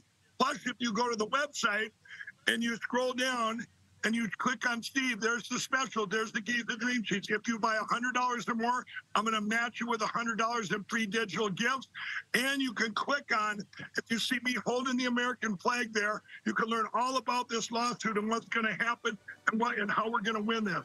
Call 1-800 about this lawsuit and what's going to happen and how we're going to win this. Call 1-800-873-1062. The most sought after promo code in the United States and around the world. War Room. I like it. Around the world, all the countries that are busy censoring Americans. Well, maybe we'll have to strip them of the War Room promo code too.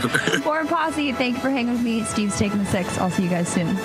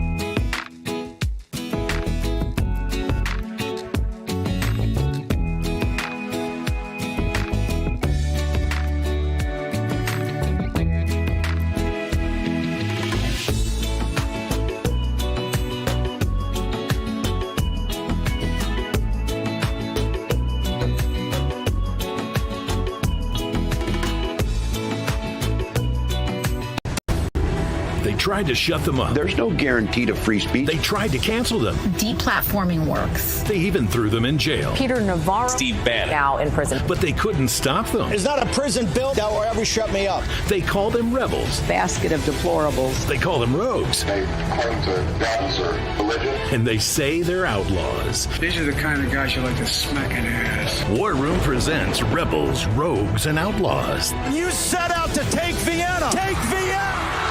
The national bestseller by longtime Bannon producer Dan Fluette. Take a journey through the pictorial history of War Room in a culture that celebrates the weak. Show your support by standing with the rebels. Go to doitfluette.com or scan the QR code on your screen.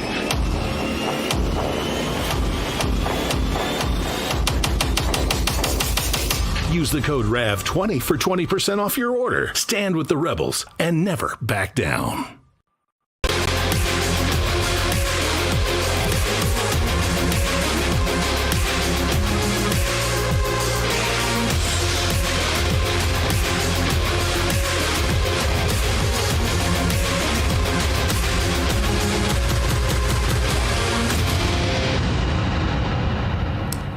Good evening, America. Welcome to the Wednesday edition of Just the News, No Noise. I'm your host, John Solomon, reporting to you, as always, from Washington, D.C. and the WiredToFishCoffee.com studios. You know this Wired to Fish Coffee is my favorite coffee, the official coffee of Just the News. And you can go right now to WiredToFishCoffee.com and get a fantastic 10% discount on all their smooth-tasting blends by using the code JustNews at checkout. My favorite is the medium morning blend. That's the one I drink every morning to get started. All right, if there's one man who has raised his political star the last few months, it's Secretary of State Marco Rubio. Why? Because he has been on a huge winning streak as of late, and while wearing multiple hats inside the Trump administration, he runs the National Archives. He's a Secretary of State, and he's also the National Security Advisor. His moves are continuing, and he keeps winning.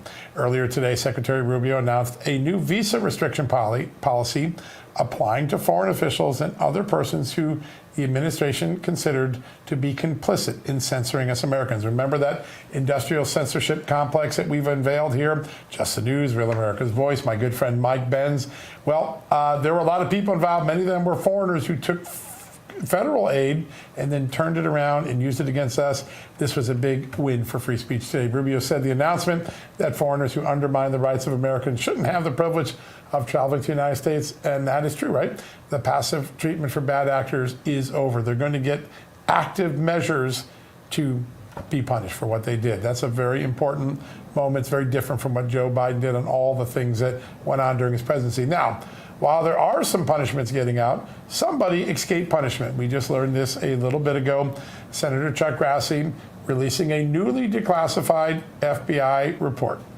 The name's going to sound familiar. You remember all my reporting back in 18, 19, 20, 21, 22 on Nellie Orr, the wife of Bruce Orr, the Justice Department official, the Fusion GPS contractor who was involved in ginning up the Russia collusion bogus allegations. Well, the FBI, it turns out, concluded that she likely lied about her role in the Russia collusion affair. Guess what? She didn't get punished. She wasn't prosecuted.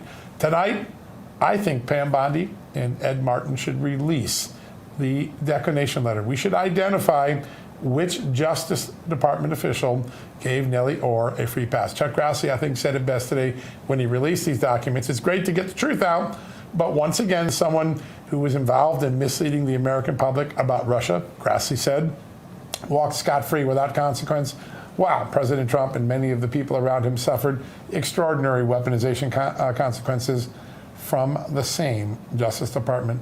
It's a story that we can't seem to shake from its rafters. We can't seem to get the people who are involved in these many ruses punished. Now, good for censorship being punished at weaponization of the Justice Department. Not a whole lot of punishment there, Amanda. Yeah. I think a lot of people have a right to be frustrated by that. Absolutely. Well, and speaking of the weaponization of the Justice Department and also a little bit of transparency, I have a couple stories that I want to get to that have been trending over on justthenews.com all day. The first one dealing with President Trump's defamation lawsuit against the Pulitzer Board.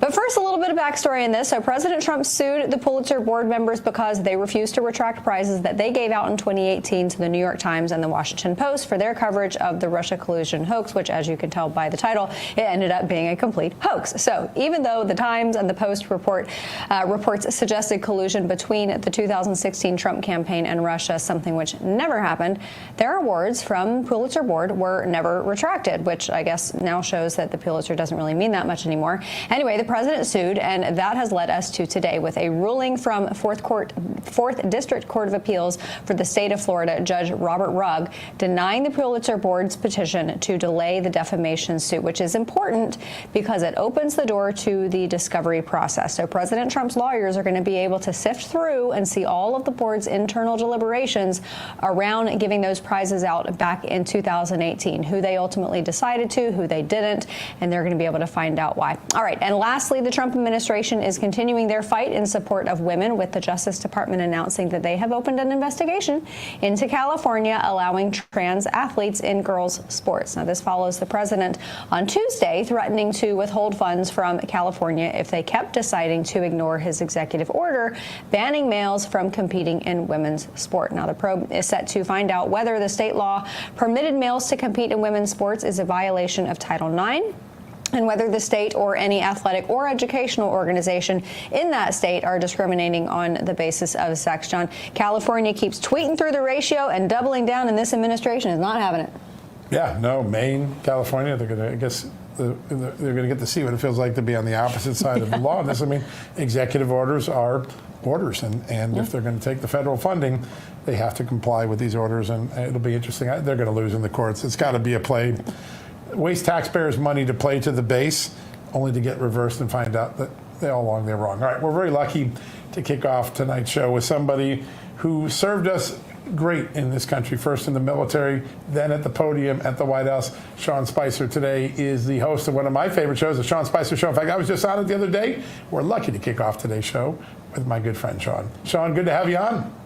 Hey, thanks for having me. It was awesome having you on. You and I have known each other a long time, and it's so great to be able to get your take on things with all the experience that you have in the media and so many of the issues that we're facing today between, I don't even like saying, you know how like when there's a guy that does something really bad and the media says we're not going to say his name, like that's how I feel about this current book on Biden. I don't want to say the name. But I loved being able to get somebody's take like yours, John, because you've had so many different positions, you've investigated so many things, you've been proven right a lot of these times too after so much backlash that it was just I really enjoyed our conversation. Thank you for coming on. Well, yeah, you got a great show and you are a master interview. You do such a great job. It was fun for me to be there. I want to take you back to that horrific time of 2017, Russia collusion, fake story. You're fighting at the podium trying to tell people it's not true. They don't believe you for a while.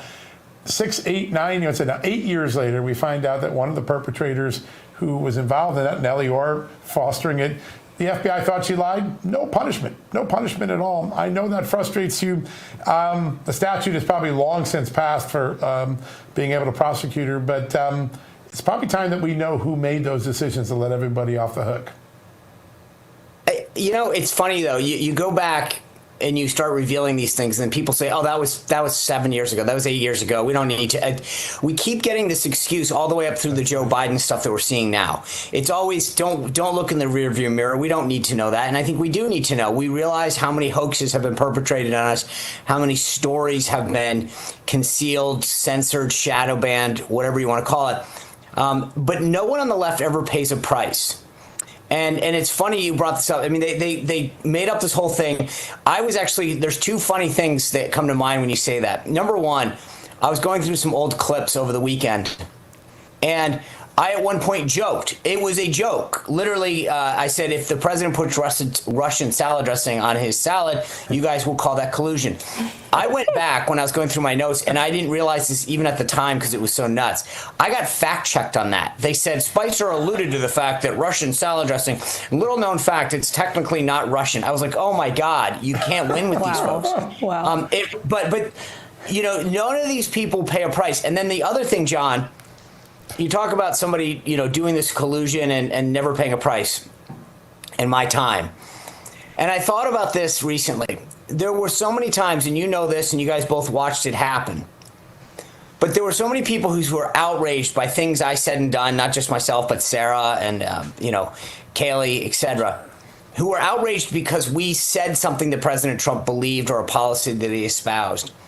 And yet not a single person that I can find are outraged that Karine Jean-Pierre and Jen Psaki lied to the American people about the fitness for the President of the United States to serve, right? Karine Jean-Pierre said that he ran circles around her. He left her exhausted, right? Do you believe that? When Jen Psaki says, that still to this day, I never saw any evidence. I think three things. Either she's lying, she's really stupid, or she's blind. But it's got to be one of the three. Yeah. Well, and the media perpetrated that lie. They did the exact same thing. And I want to ask you, Sean, because, you know, as you look at the distrust in the media, trust in media has precipitously declined since President Trump basically came down the escalator in 2015. When you look at the line of questioning now to the press secretary compared to the way it was with you, does it seem like the media is ceding any ground at all? Does it seem like they have realized that they are up against a wall when it comes to Donald Trump? Amanda, it's a great question because I'm going to answer in two ways. John and I talked a little bit about this on my show the other night. The people in the room when I was there were vicious, and they were all out to get TV contracts and to create a moment for themselves. But since that time, think about this. The AP was in the pool then, Reuters, the Washington Post, New York Times. Now Just the News is in the pool, right? The difference is there's a reporter from Just the News. There's a reporter from Merit Street, my old colleague Lindsay Keith. There's a report. I mean, so they've gotten diluted a little. And that's what's helped is that one of the things that I did when I was press secretary is I brought in local journalists, talk radio hosts via Skype. And the idea behind that was to allow other voices to permeate throughout the briefing room so that a reporter from, you know, NBC News or the New York Times got to hear about an issue that wasn't about Russia and Michael Flynn or whatever, and hear about something like water rights, land use management, things that affected a lot of people around the country that they never even heard was an issue because, well, it wasn't in their Beltway bubble. And by increasing access in the briefing room, which is what Caroline has done by bringing in Just the News, Real America's Voice, Turning Point USA, so many of these places, she has allowed other voices, and reporters now from the legacy left-wing outlets have to hear about an issue that they probably have never heard about, that they don't care about, but that's on the mind of so many Americans. And so when you ask that question, it's twofold, because I think the legacy guys still are in their lane and they still perpetuating the left-wing anti-Trump narratives.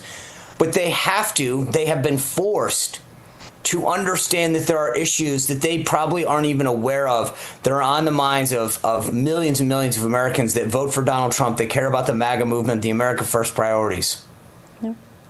Yeah, it's so important, and that competition has literally changed the dialogue in America the last 8 years. I mean, in 21, 22, 70% of people believe that Hunter Biden and Joe Biden did something wrong, and they certainly didn't get that from the New York Times and the Washington Post, who told them there was no there. So that competition has created an awareness that I think is so great. I want to turn to the Biden health scandal, not just the cancer, not just the clear cognitive decline. I feel like it's the sort of thing that could be the big boomerang on Democrats in the next few months. No one's buying the Jake Tapper, it has started in 2024. It doesn't start that quickly. It goes on for years. Do you think this has the potential, if it's done right, if it's done well by Congress and the investigations, to have a really significant scandal moment? Even Jake Tapper's calling it bigger than Watergate, and I don't take much from him at all seriously. But if he wants to call it that, I imagine what real Americans are thinking. Well, that person who I will not name, look, he's in the business of selling books right now. He called Trump and apologized, not because he believed she was right, but because he realized he needed to do that to sell books. So let's just be clear about what his motives are. So he'll call it things, but I don't judge it by that.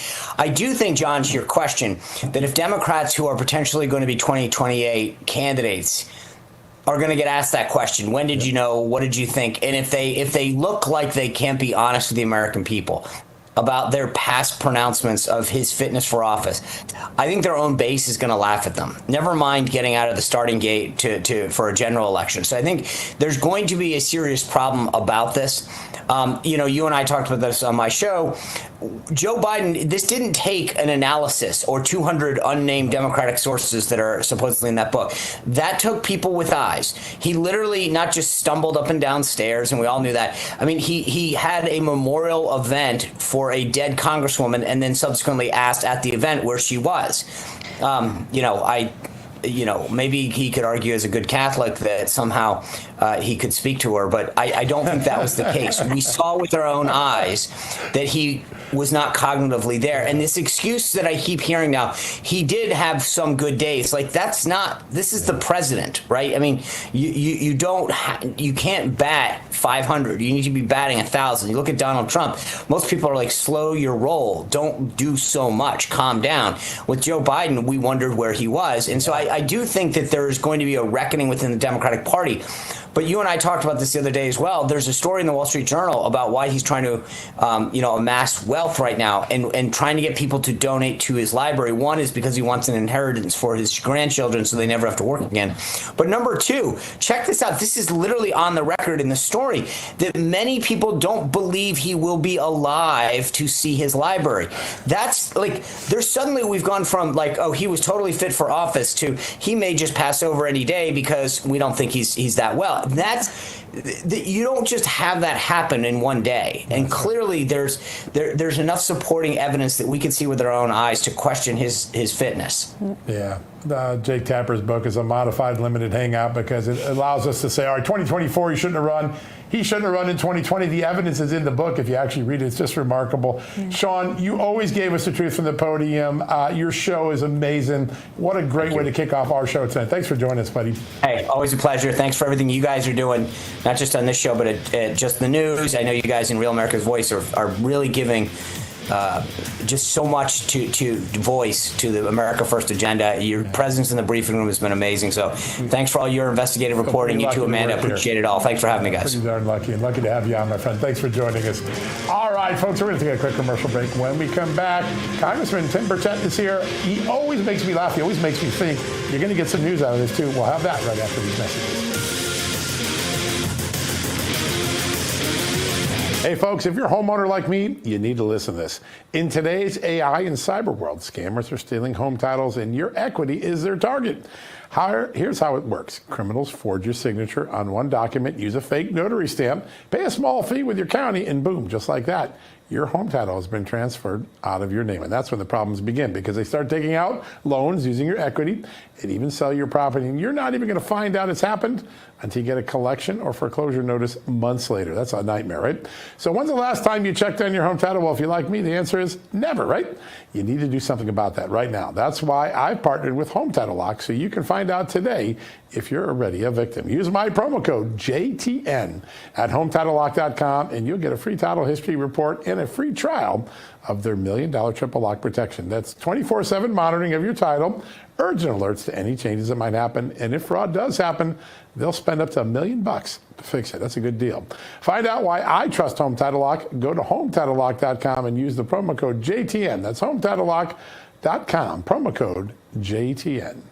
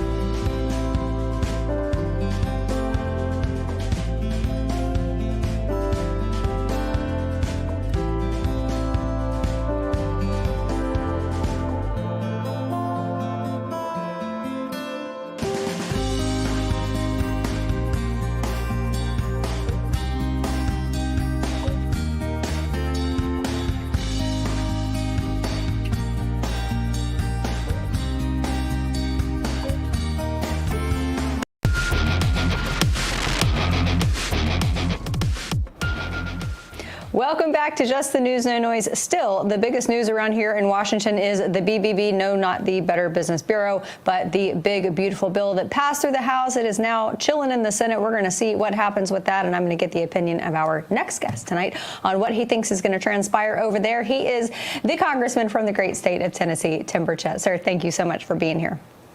Thank you all for having me. Sir, there's a bit of concern that there's going to be dilution of the big, beautiful bill over on the Senate side, but there are some folks like Senator Ron Johnson who say that in a lot of areas it doesn't go far enough. What do you anticipate is going to happen? I suspect they'll make some cuts. They are going to probably try to save a few billions by cutting out SALT. That is really an unpopular thing if you explain it to most Americans, how they're subsidizing bad decisions in Democrat-controlled states. And folks like Tennessee and Florida are having to subsidize their bad decisions. If they want to have an LGBTQ library, it's their own dadgum business. The rest of the country shouldn't have to pay for it, and they shouldn't be able to take it off their taxes. So you'll see that. I would hope that they'd keep work requirements, or maybe strengthen the work requirements for Medicaid and food stamps, which is now called SNAP. I'm not sure why that is. That's the new term, but I guess food stamps is politically incorrect. I think most of America agrees. That's one of those, as President Trump says, it's not a 70%, it's a 95% of America agrees that if you're able to work, you should work. If you're illegally here, or if you're a criminal, you shouldn't be on any of the Medicaid programs. If you're a single mom with a couple of kids in a bad spot, that's what it's designed for. Yeah. That's right. And when it gets abused by other people, you taking away or risking taking away from the people who need it most. It's so common sense for everyone else. So I want to talk a little bit about accountability. I know you push for it every single day. Another example today, we find out that the FBI concluded that Nellie Orr, the wife of a former justice official, big into the whole Russia collusion fake story. The FBI believed that she lied during that investigation, and yet she never ended up getting prosecuted, even though the FBI believed that she may have committed a crime. Your thoughts on the inability to bring people to account for all these ruses that were pulled over the American people's eyes over the last 10 years? I think it matters who governs, and right now Donald J. Trump governs, and you're seeing justice come. It might be a little late. Justice delayed is justice denied, and I'm afraid too many of the rats left the ship before it sunk, and many of them will not be escorted out in handcuffs. But I would hope that this would send a message that wherever you are, whatever you've done, you will not be let off. And I'd hope we continue to go after them. I'd like to see our Justice Department further that and go after some more of those, because that was a huge story.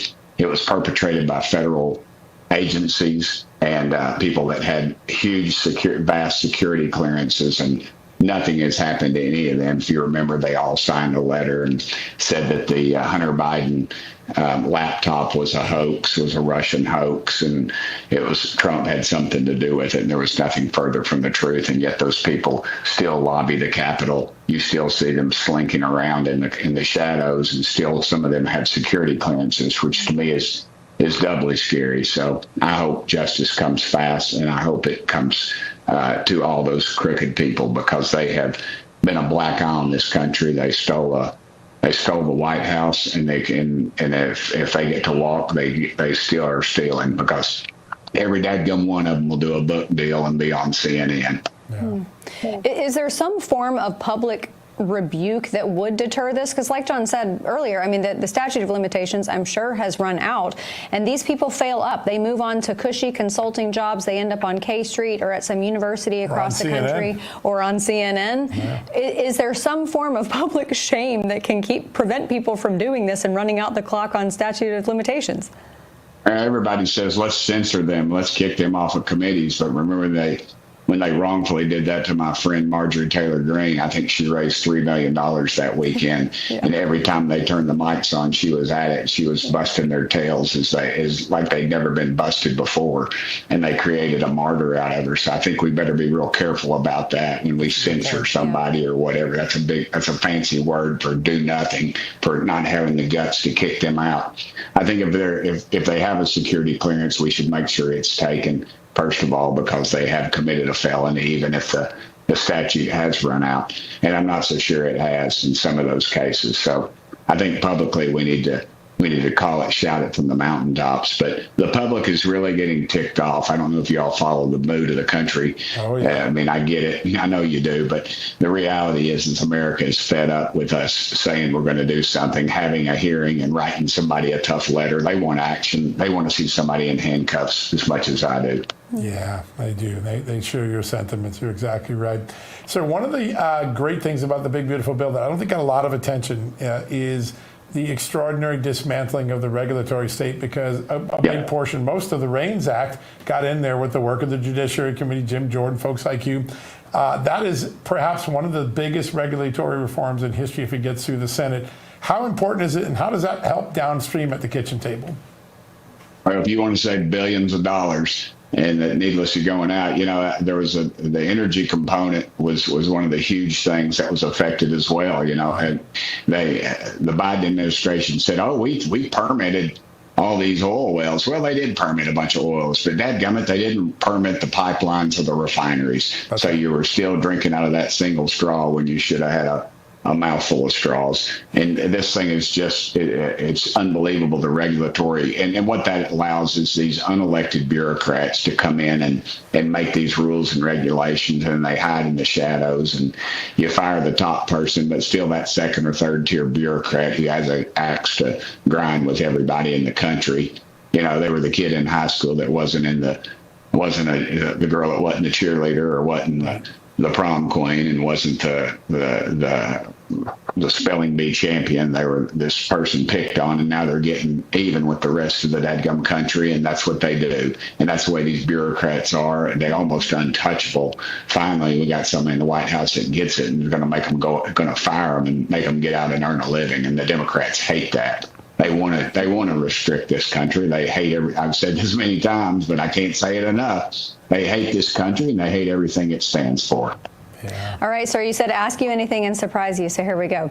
Alabama Senator Tommy Tuberville is saying that he's going to run for Alabama governor, which leaves a spot open. A lot of folks are suggesting Auburn's basketball coach, Bruce Pearl. Now, I know as a UT fan, you would love to see him leave Auburn University, but would you endorse him for Congress?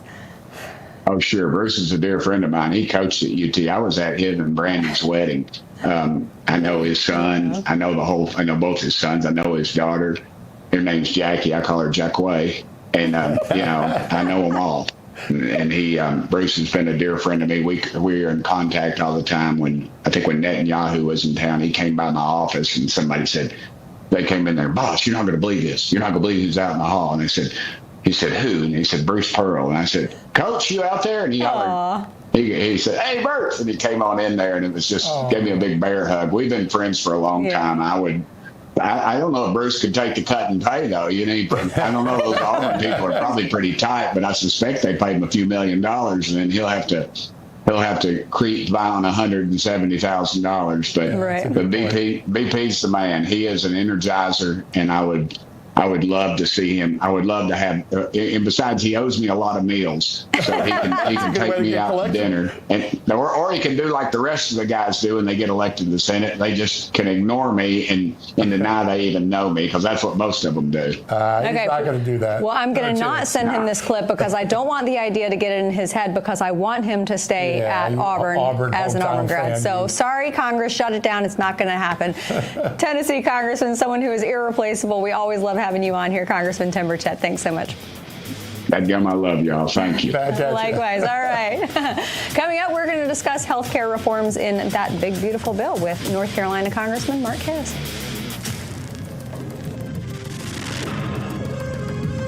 Hey, folks, what if I told you your retirement could vanish overnight? Now, that's not fear-mongering.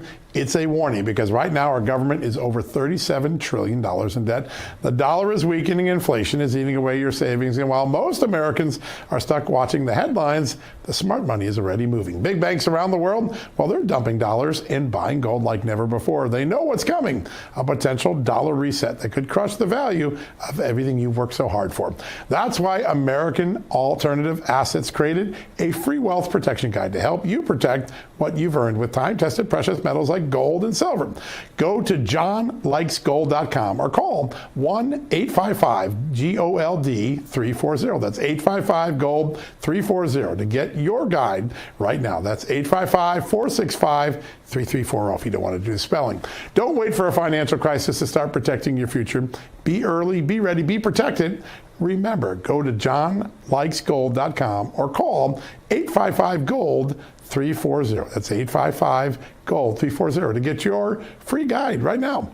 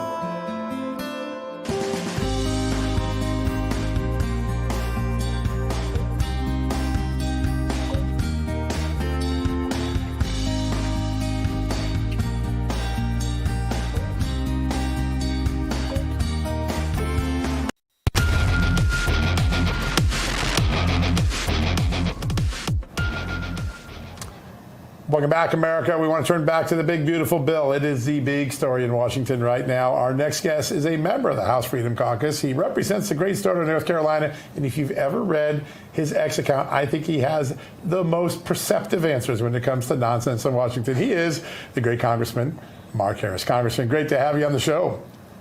Well, John, thank you. It's great to be with you and Amanda this afternoon. Appreciate the opportunity. We love having you on. There is a lot in this beautiful bill that I think Republicans and conservatives have talked about for 30 years. Medicaid reform, the REINS Act regulatory reform. This is a conservative dream list of things that people have wanted for 3 decades. How important is it for the Senate to back up the House and get this done? Well, I think it's extremely important that the Senate take hold of this bill and move it through in a very timely manner. You know, when this whole thing started developing, we had a goal of getting it out of the House passed by Memorial Day. Speaker Johnson did an incredible job, I think, working with all groups. None of us knew, all of us knew, I should say, that we were not going to get everything we wanted in that bill. And obviously, there's a lot of improvements that I feel like could be made. I think all of us do. But I also recognize that we got the one big, beautiful bill, making those cuts. I mean, when's the last time that you've heard of Congress actually cutting spending? And while the timing of it, I wish we would had more of the spending cuts on the front end rather than the back end.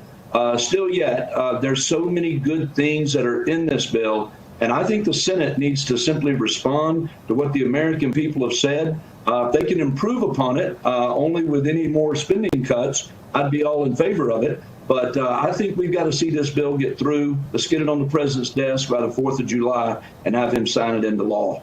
Absolutely. I like it. I know that Medicaid reform is something that you are fiercely passionate about, and you hear the leftist talking point, and that is that this is going to strip away millions of Americans' Medicare arbitrarily. But if you get into the text of the bill, it's not willy-nilly. There is a purpose behind removing some people. Tell us about it.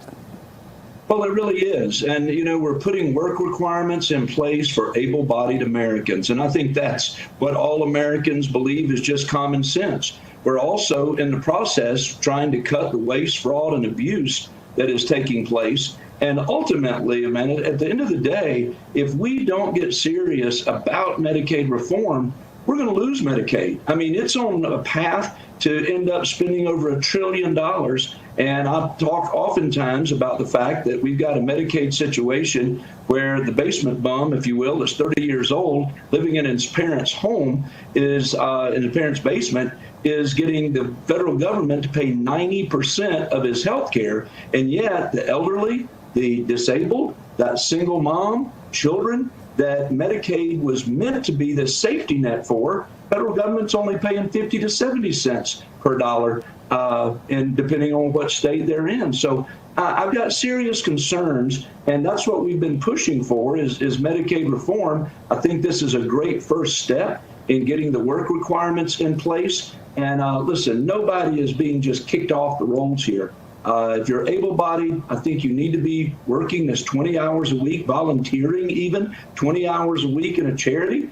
It's something that I think is for everybody. And again, it's going to help us get where we need to be down the road. Yeah, so important. The National Economic Advisor, Kevin Hassett, said today that the Big Beautiful Bill, according to his own economist estimate, is going to add $10,000 of revenue/income into every family's budget. How important is that? That's a really significant number for the American people to appreciate the outcome of this bill. No question about it. The American family has been suffering. We all know that. We've looked at what's happened with our gas prices in the last administration, what happened to us with grocery prices in the last administration, just the inflation that was just killing us. And now we've seen a drop in gas prices that is encouraging us, and I think we're going to continue to see that trend continue. We've begun to see the price of eggs obviously came down. Some other groceries are going to be coming down as well. And look, in this bill, we took care of the American family. The child tax credit is going to be preserved.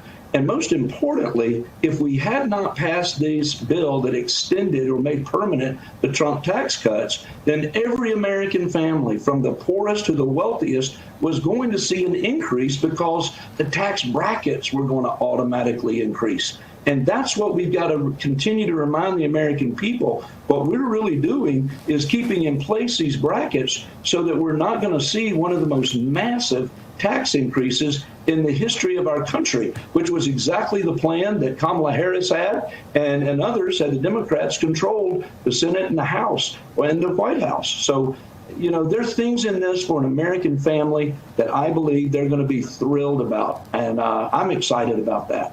Yeah. Sir, you had an incredible retort when it comes to the liberal messaging surrounding stripping NPR funding, and NPR not dissimilar to organizations like Planned Parenthood. You may be able to continue your operations, but the American people shouldn't have to pay for it. Talk to us about that. Listen, this presidency, and for that matter, this Congress, I've been telling people for months now that in November of 2024, we were sent to Washington to do government differently. And that's exactly what this administration has set out to do. And I don't care if you're on the left or you're on the right, they're proving that they're going to do government differently. And I believe Congress, in taking the steps that we've taken and moving this big, beautiful bill, is exactly that. It's common sense. You're not seeing anything happen that the president didn't promise on the campaign trail he was going to do. And Congress has been moving some of the things through. And there's times that I wish we were moving a little quicker pace than we are, but we had to get this reconciliation package done, and then we'll be picking up on the other side with the other things that we need to get done. But again, it's just common sense. Planned Parenthood can't expect for us to pay their way. NPR can't expect us to pay their way. For that matter, all of these institutions that are just out of control. The government can't continue to be underwriting their existence. And it's, again, just common sense, really. Yes, sir. We got about 45 seconds left. Just real quickly, after this bill leaves the House, is in the Senate, you guys go right back to work. Rescissions are the next big thing. That's a place where a lot more money can be saved beyond the $1.8 trillion saved in this bill. Oh, I agree. I believe it is. And Doge has done a phenomenal job of pointing out the realities that all the American people, I said from the beginning, when Doge started moving, that they were doing the public relations work on our behalf because they were exposing all of these things. It's now time for us to take action. It's going to be important for the White House to send up the right rescission bill, but it's going to be important for Congress to rally around it and get it done. That's going to be very, very important, and I hope that it's a priority when we get back.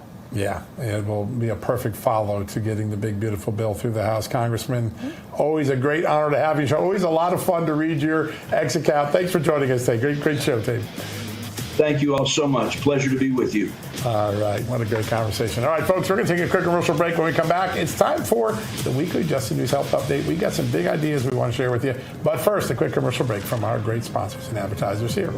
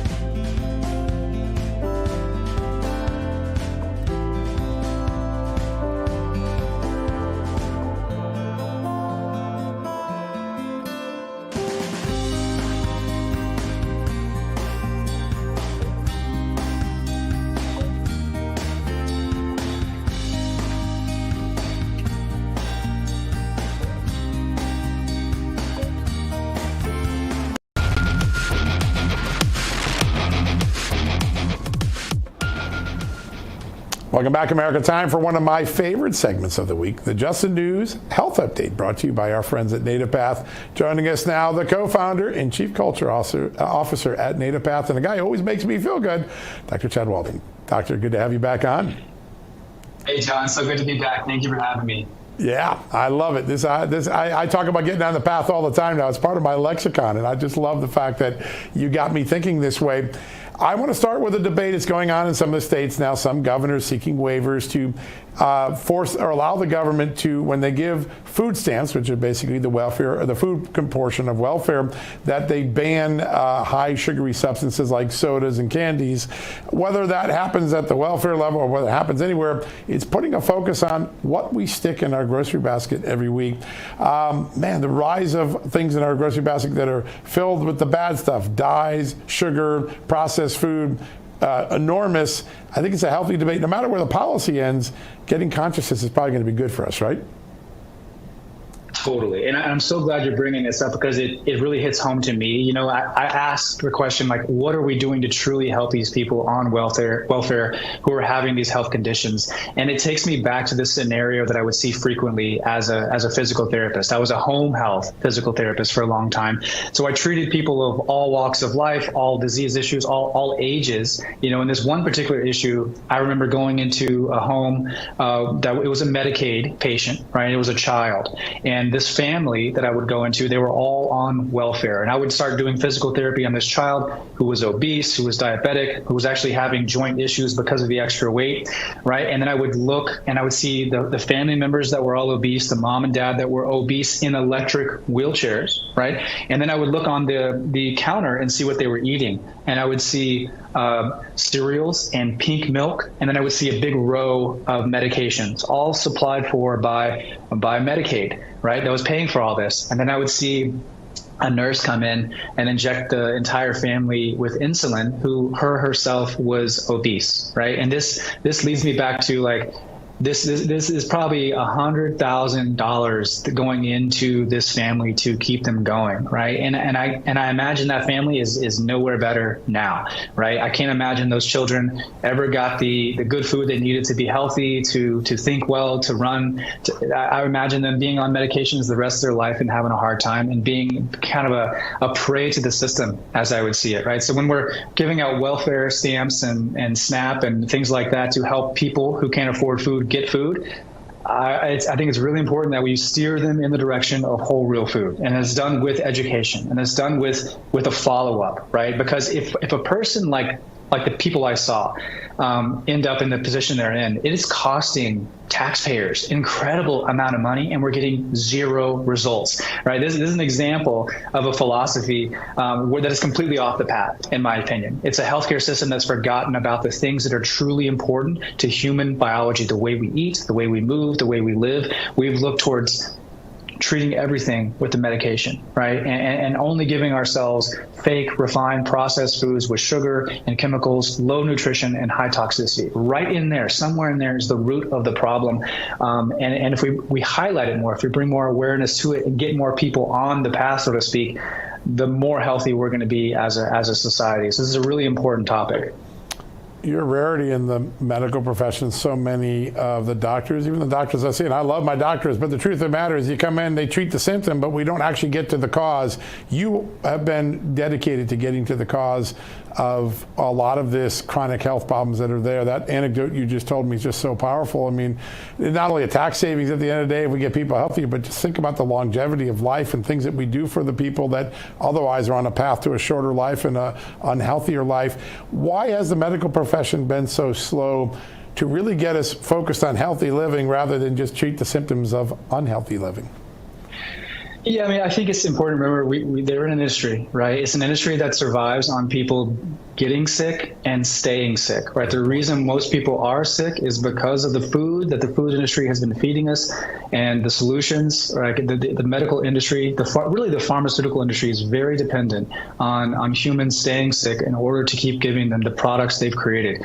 I'm not saying that's bad in all situations. Like sometimes medication is extremely needed in certain situations, acute situations, end of life situations. There's all kinds of areas, but we have overdone the treatments with medication when it comes to metabolic health issues. Metabolic health issues have way more to do with nutrition and lifestyle than they do just, say, genetics, right? Obesity doesn't run in our family. It's that our family has been sitting around the same dinner table, eating the same foods, drinking the same drinks, generation after generation. If you go back far enough, our great-great-great-grandparents, they were not obese, right? They did not have chronic cases of diabetes. These are new things that have happened because of the changes in our environment, right? Specifically the way we've been eating, the industrialization of food, the commercialization of food. These are the things we really have to look at if we're going to make America healthy again and make our own health better again. Yeah, so important. I was sitting around and we were having a conversation about collagen with some of my friends a couple of weeks ago, and one of them was a mechanic. He said, listen, the way I look at collagen, it's like I get this old jalopy, someone turns it in, they don't think it's fixable, and all of a sudden you give it fresh oil, you give it a few injectors, and all of a sudden it's running again. Collagen, which is one of the really main great products that comes at Native Path, it is really restorative over time. Talk a little bit, if you're a broken down old jalopy like I was a couple of years ago, getting on a collagen routine, what it does, it really reverses some things that you probably thought, I'm past the point of reversal. Yeah, we've seen it work. I have full faith in collagen. This is the first product that we came out with. We have over 1 million customers now, right? So I get the benefit of seeing the feedback of a lot of humans when they take collagen consistently, and it's so important, right? Collagen is the most abundant protein in our body. Type 1 and type 3 collagen make up 90% of our body. It's something our ancestors would get plenty of because of the way they would eat. They would eat nose to tail and take the bones of the animal and make soups and broths and get it in their natural diet. But in our modern world of red dyes and chemicals and sugar and low nutrition, we're not getting near enough collagen. And I've seen that it's breaking down the foundation of our bodies faster. It's causing us to age faster. It's weakening our bones and tendons and ligaments, right? So one of the easiest things we can do, I'm a big order of one thing principles guy. What's the one thing we can do to make everything else with our health easier or unnecessary? To me, it's take collagen, because it makes up all the important structures of your body. It's important for your brain. It's important for your bone health. Many people don't know that. It is what makes up your tendons and your ligaments. It's important for your nails, your hair, your teeth, even your digestive system. When you get that stronger, you begin absorbing foods and eliminating toxins better. So to me, it's one of the easiest things you can do to improve your health, and it makes all the other areas of health easier to fix, or sometimes unnecessary, because you've taken care of the foundational issue, right? And quality is important. You just like we think of food quality, we want to think of collagen quality. Not all collagen is created equal. There's a lot of collagen out there that comes from cows on feedlots that are given hormones and antibiotics, and that collagen is often yellow, it smells, it doesn't mix well. Our collagen is type 1, type 3. It's the most bioavailable kind. It comes from cows that are eating on grass and living on grass and roaming hills and drinking water and getting sunshine. They're not giving any hormones or antibiotics. They don't get sick, and it gives you the most efficacious bioavailable way to start supplementing with collagen, and it tastes good. It's odorless. You can put it in your soups, your coffee, your teas, and make it a daily staple. Take it consistently, and when you replenish your collagen storage, you look younger, you feel better, your wrinkles go away, but your overall health, your vitality, your energy begins to come back, because you're taking care of the most important things when it comes to your health and nutrition. I keep saying being on the Native Path is a 3-for-1 deal. You get to feel better, you get to look better, and you get to actually be better. Physically, you are getting better, and that is an incredible opportunity for all of us. Dr. Chad, thanks for reminding us of what we need to do to get better. It's such a great opportunity. I love this segment. It's a great honor to have you on the show today. Thank you, John. It's an honor to be here. Thanks so much. Wow, I love this segment. This is so important, folks. All right, here's your homework assignment, and it's an important one. Go to getnativepath.com/justnews. Getnativepath.com/justnews. Go check out the incredible collagen products. There's a lot of other great health products here. You get a special discount thanks to our partnership with Native Path and Dr. Chad. All right, we're going to take a quick commercial break. We'll be back to wrap things up right after these messages.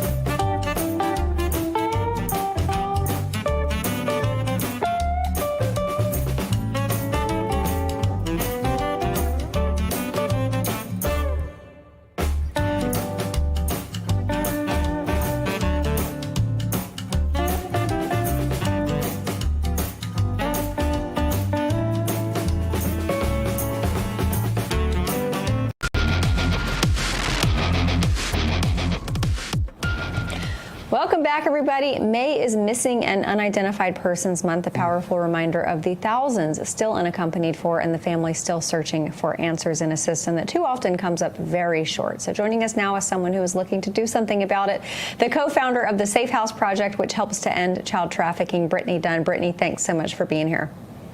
It's such a pleasure to be with you all today. Absolutely. When it comes to trafficking, are there any demographics that aren't targeted, or is it completely non-discriminatory? Unfortunately, human trafficking is an issue that knows no bounds. It truly has woven itself into all parts of our community, and we see children, adults, people of all ages, genders trafficked every single day across our country. This is terrible. You've done something fun. Your Safe House Project has launched an app called Simply Report. I think it's really innovative. Tell us how it's helping to fight trafficking. Yeah, Simply Report is a brand new, first of its kind, AI-powered multi-channel platform that really lets everyday Americans report suspected human trafficking. They can do it anonymously and in real time. It's available via app, website, and it immediately assesses the report using a behavioral risk model and routes those tips directly to the appropriate law enforcement agency. But more importantly, for survivors who are seeking support, they're immediately connected to our survivor support team for safe shelter and trauma-informed care. So this really isn't another hotline. It's a comprehensive system designed to help survivors find freedom faster and help communities respond smarter. That's incredible. Huge. So last week in the Rose Garden, President Trump signed the Take It Down Act into law, and I know that that is something that is hugely important and integral to what you do. Tell us about that relationship. Right. The Take It Down Act was a really critical piece of legislation that was backed by so many organizations across the anti-trafficking field, and really proud of the partners who came together to see that passed.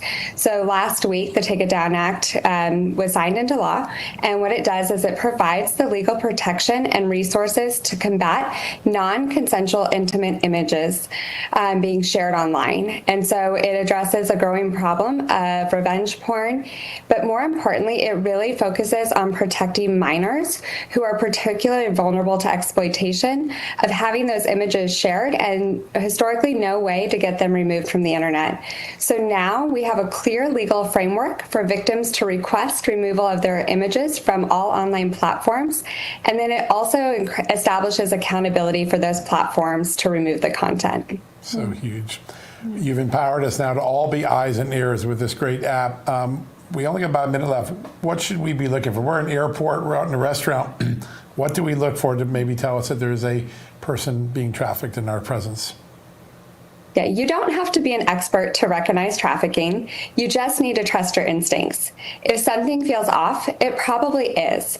So trafficking situations often present maybe as a person who seems fearful or anxious or unable to speak freely. It might be someone who avoids eye contact or shows signs of abuse. We also see it with individuals who don't know where they are or can't provide personal identifiable information. And then we also see it with kids who might have a relationship with an older controlling partner. But one of the other places that's really important to think about is what are those unsafe working conditions where we might also be seeing labor trafficking.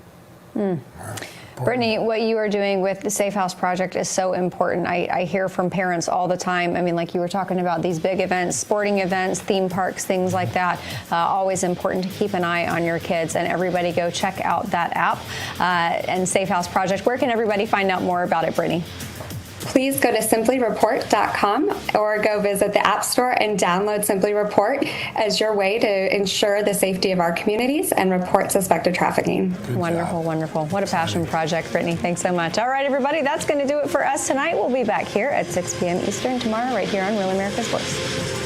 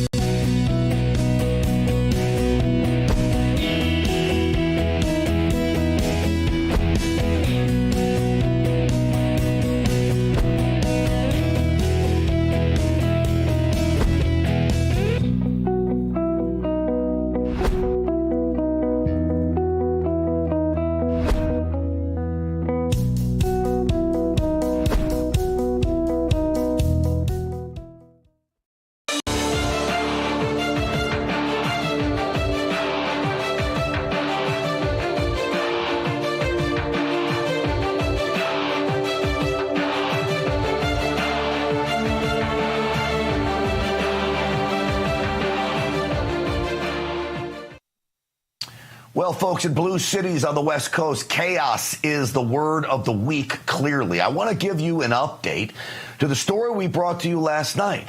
This a protest by Christians outside of Seattle City Hall, angry with the mayor for calling them right-wing extremists for holding a rally in a park, simply worshiping when transgender activists, trans-Tifa as we call them, showed up, started creating all kinds of violence, destruction. Yes, there were arrests. Well, the same thing happened. Started to unfold right here live on this program yesterday. You may remember we went to Turning Point USA's Jonathan Cho just after he was attacked on the streets of Seattle, trying to cover that story for us and Turning Point. And he told us about the attack. I want you to watch carefully because it was caught on video. Stay away. Don't come even near me. Don't even come near me. I'm here to cover it. Not your community. Why? Because what do you mean why? What were they doing Saturday, dog? What are they doing Saturday, dog? Oh, you don't have time to tell people what's the drink, what's happening, dog?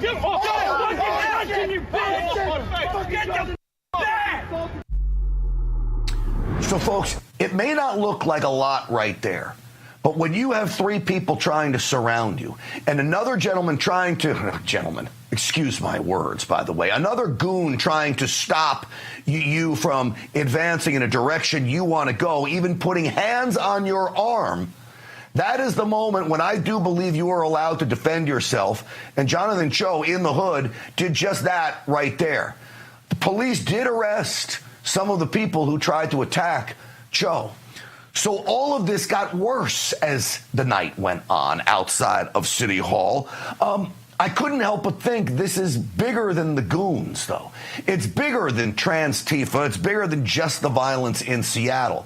What we are watching unfold are radicals who have duped young people into thinking that violence is okay. They have been duped into think that playing dress-up of someone of the opposite sex is normal behavior. It is not. I believe these radicals have actually snatched the minds of the people you're looking at on your screen right there. Young people who now have a hatred for God and a thirst for violence, all in an attempt to get their way while telling us somehow they are tolerant. Just watch this. This is what they do to someone who tries to revert out of their ways, detransition. Watch.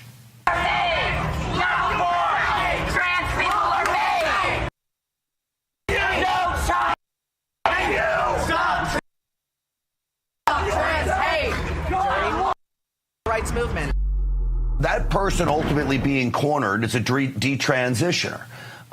He who tried to transition to a woman, then transitioned back to a man, was praised for their being brave of trying to come back to normalcy by podcaster Brandy Cruz of the Undivided podcast, who was a speaker at the Christian side of the event last night. I want to point out two friends of mine, Ari and Ari. Can you wave?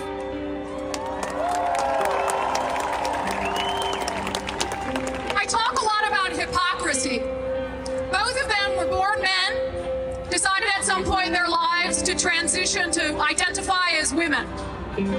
Both of them have since detransitioned.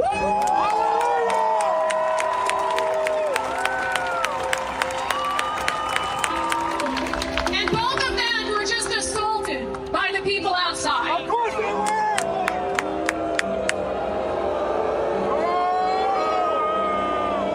That is not love, and it's not tolerant. No, it certainly isn't. This is why we cover these stories, because young people are going in a direction that this country could really change for the worse if it gets too far out of control. I do see signs that things are changing, but not in cities like Seattle, not in cities like Los Angeles and New York and places like that. Russell Johnson is the pastor that organized the Christian protest of the mayor, who again was criticizing the Christians through all of this.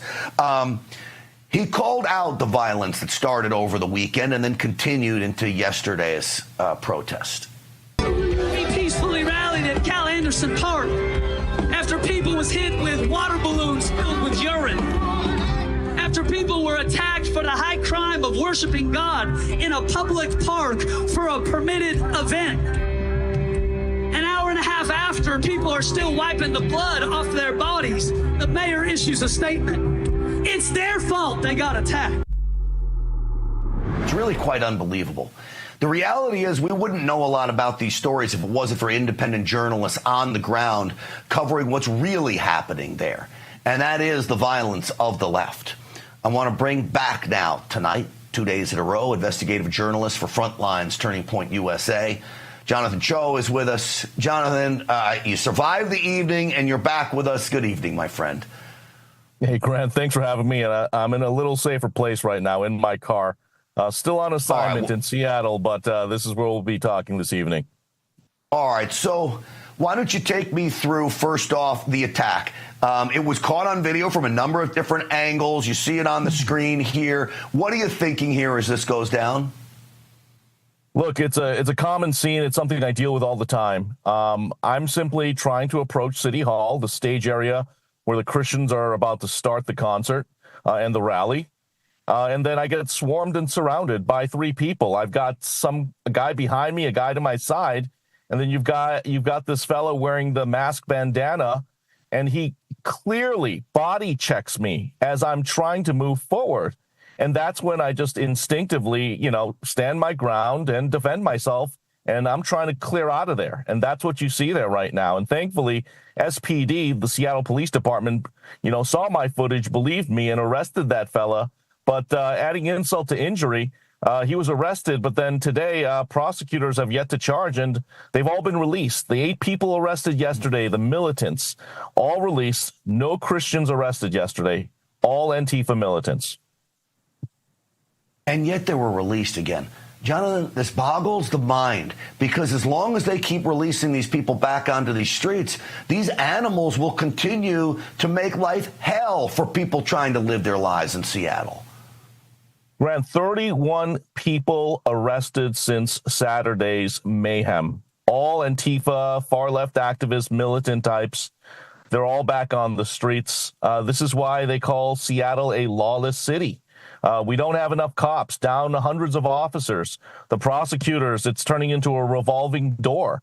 And even then, if it makes it in front of a judge, we have activist judges who end up, lowering bail or simply just releasing them. So it enables and green lights these militants into thinking it's okay, this bad behavior is okay, and they go around menacing everybody. And, that's why I continue to do what I'm doing, Grant. You referred to independent journalists on the streets of Seattle and across America. There aren't enough of us out there, but if we're not showing the raw realities on the streets, nobody's going to believe us. But this is happening every single day, and you can imagine people living in places like Seattle, Portland, San Francisco. They're afraid to step up, especially Christians. But Pastor Russell Johnson's a different cat, and that's why he's decided to take a stand, call out the mayor, and he wants to take back this city. Yeah, we hope he's successful in it. I have another independent journalist who comes on this program a lot. You may know him. His name's Oscar Ramirez. He works mainly in Mexico. The cartels are after him. I'm always saying you're in danger. Jonathan, I never thought I'd have to worry about an American right here in the United States in a city that has to worry about the same thing. Roll the clip of them literally calling you by name, Jonathan. Watch this. Yeah.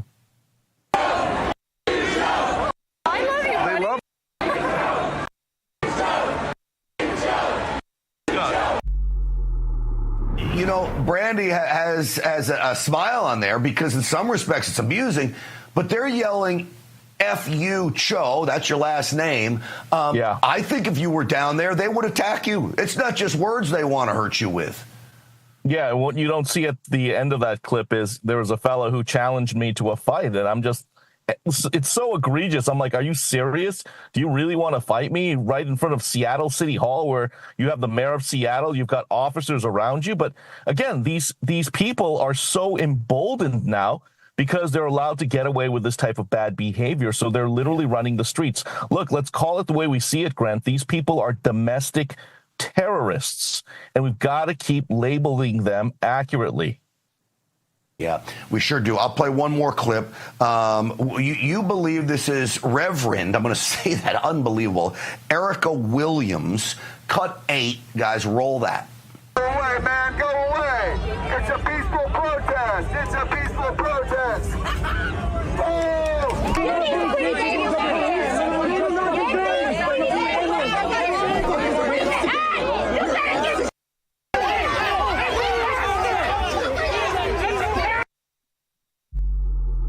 Well, Jonathan, I'll give you the last word here. It's total chaos. The Reverend, I use that term lightly, is the black woman there you see. What do you know about her? Well, thank God for independent journalists Cam Higbee and Andy Ngo.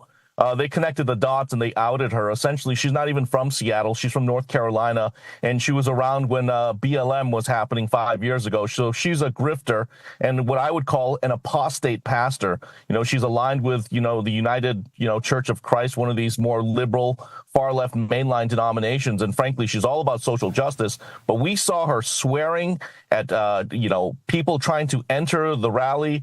We saw her accosting a woman holding a baby. This woman does not represent the Jesus Christ that I know. All right. So for that, Reverend Erica Williams, a lot of allegations there. I haven't talked to her, but here's my deal. Reverend Williams, I would invite you on the program. If you'd like to come on and talk about what you're doing there, the allegations against you, this is an open platform. I would be happy to talk to her and see exactly what she's up to. Jonathan Cho, you stay safe. Keep us posted if anything else happens. My man, I know it's been a busy few days for you, but thank you for sharing some time with us. Yeah, thanks for amplifying this story, Grant. Take care. Real quick, Jonathan, tell people where they can find you on social media. Yeah, you can find me on all platforms, especially X at ChoShow, CHOESHOW. All right, sounds good, my friend. Thank you, and stay safe. All right, we move on to, talk about radicalism, anarchy. Los Angeles now, okay? Yes, down the road from Seattle a ways, but it's gotten crazy there. I want you to take a look at this. This was an unauthorized rooftop party at an abandoned building in downtown Los Angeles. They're lighting stuff on fire. There's a band. Nobody's stopping things. Nothing. And what do you think happens when the party ends in the middle of the night, Saturday night into Sunday morning? It descends into chaos, of course.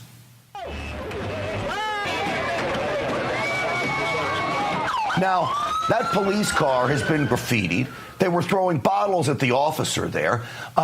Nothing tells an officer that they are worth nothing than being told to stand down, because in my opinion, that's the only reason LAPD would not arrest people here. There had to have been a stand down order as people are graffitiing buildings, destroying property, yes, even ruining police cruisers. Who gave the stand down order? Because through this chaos, hundreds of people, not one person was arrested. Not one. We cannot do this. We cannot do this in our city. And it has to be stopped. We have to be very aggressive about it, because we will never send the signal that maybe this is acceptable behavior. It is unacceptable under any and all circumstances. And those people that perpetrated this have to be held accountable to the full extent of the law. She's going to send me through the roof. That's the mayor of Los Angeles. I believe she is the one who most likely is responsible for a stand-down order. You got to be held accountable. Why wouldn't you arrest them right then on the spot? Now you're going to dispatch your officers to go try to track all these people down wearing masks? You're not going to find half these people. Why weren't they arrested that night? It makes no sense to me. I want to bring in now California businessman. Of course, you know him from Fox News. He's now a Republican candidate for governor in that state. Our buddy Steve Hilton is back. Steve, welcome to the program. It's great to be with you. I'm joining from a vehicle as well, from our campaign truck. We're in San Francisco. There's a very classic San Francisco street scene right behind me, you can see, I'm afraid. So, we really are here. But, it's a very good job that maybe your producers heard me watching that clip. it's a very good job that your audience didn't. I'd be taken off the air because the expletives that were pouring forth from me watching Karen Bass there is just infuriating. Like just like Gavin Newsom and these absolute idiots who do nothing, who are in charge of, I don't even want to use the word in charge, who are just sitting there perched on top of our political system, who do nothing, who talk as if they're just passive bystanders. Oh, I'm just the governor of... Do you remember when Gavin Newsom went down to LA, to the railway tracks after the train robberies and was just standing around, you know, this sort of absolute debris and chaos all over the place, saying, oh, isn't it terrible? We look like a third world country. What's going on here? As if he's not the actual governor, just like her. Oh, this is terrible. It's unacceptable. Well, why don't you do something about it then? Why don't you actually take some action? It is her policies. It is Newsom's policies. It is their mindset, their pro-crime mindset, which won't hold people accountable for their behavior that has led to this. And exactly as you say, Grant, this is the key crucial point. Who has put in place either a general policy or a specific instruction, in this case, for the police to stand down? There is nothing more despicable than I think, than that sight of a police vehicle being disrespected in that way. And that what we're looking at right there, that is the collapse of civilized order. It cannot be tolerated. I mean, there's a chapter in my book, Califalia, that talks about this. It literally starts with a scene just like that in San Jose, California. Like, once we let that happen, everything falls apart. You know, I've got to think of the police officers here. I've got to believe that they want to do their job. You running for governor are not going to like what I've said to LAPD, San Francisco PD, Oakland PD. If you're working in these cities where they don't want you to do your job, one, I think you're actively being put in harm's way. I think the police there were literally more in danger by not engaging with the crowd than if they did.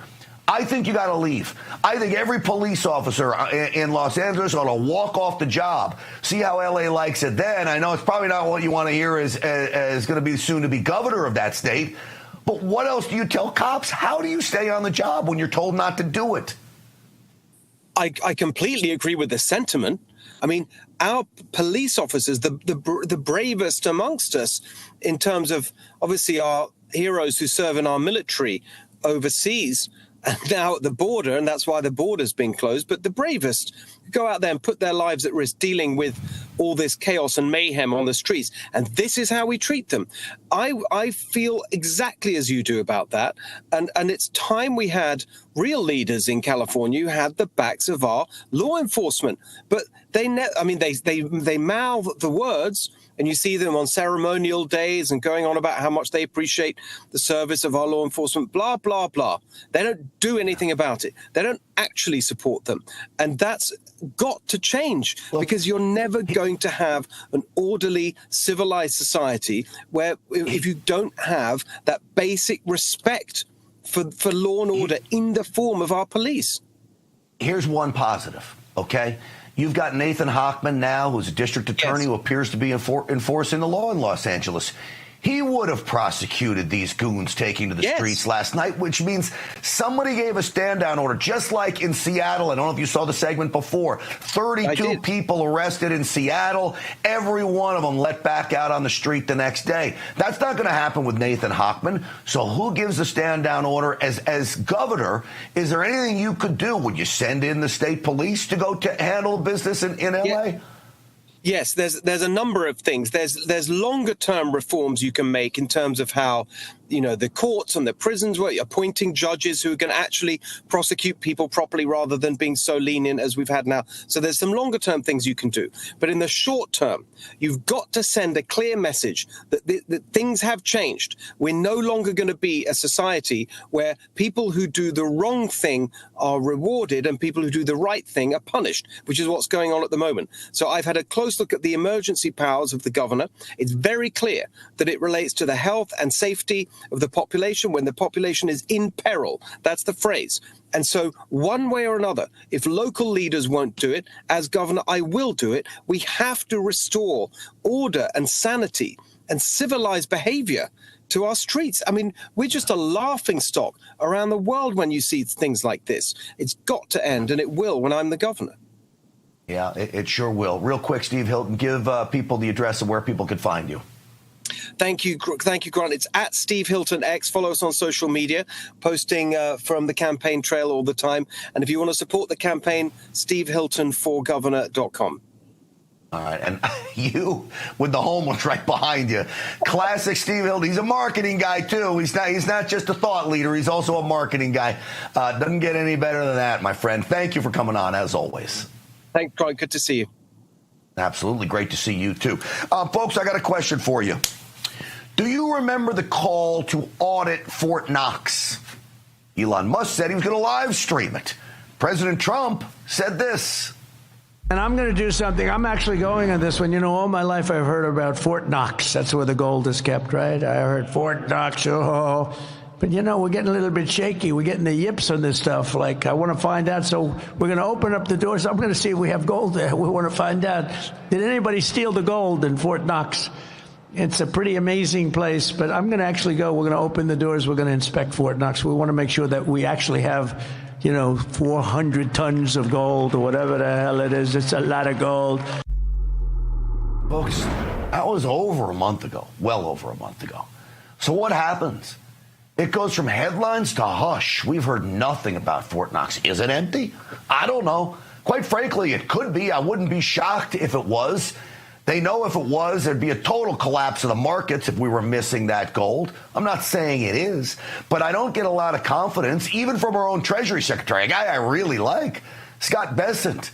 He said this about whether or not the gold is still there.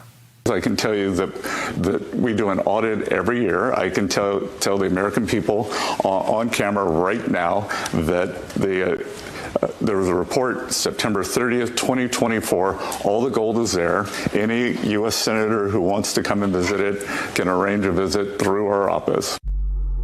Okay, but that's not happened yet. You have senators in Kentucky who want to go visit Fort Knox and haven't been able to do it. And a report from 2024, with all due respect, President Trump wasn't in office. We know the government lies about everything, including going after President Trump. Why would we believe some report from 2024?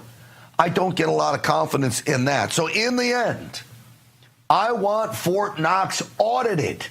Just like Ron Paul called for the audit the Fed, it never happened. I want Fort Knox audited. I want to open the doors, and God forbid if it turns up like Al Capone's vault. What a disaster that would be. But the American people deserve to know, no matter what the consequence may be.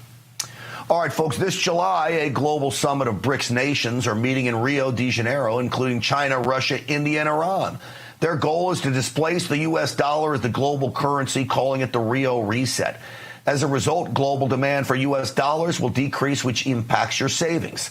Luckily, Birch Gold Group is there to help. Learn if diversifying cash into gold is right for you. It would be if Fort Knox is empty, I can tell you that much. Here's what you do. Simply text America to the number 989898 to get your free info kit on gold before the Rio Reset. Birch Gold can help you move your hard-earned savings into a tax-sheltered IRA in precious metals.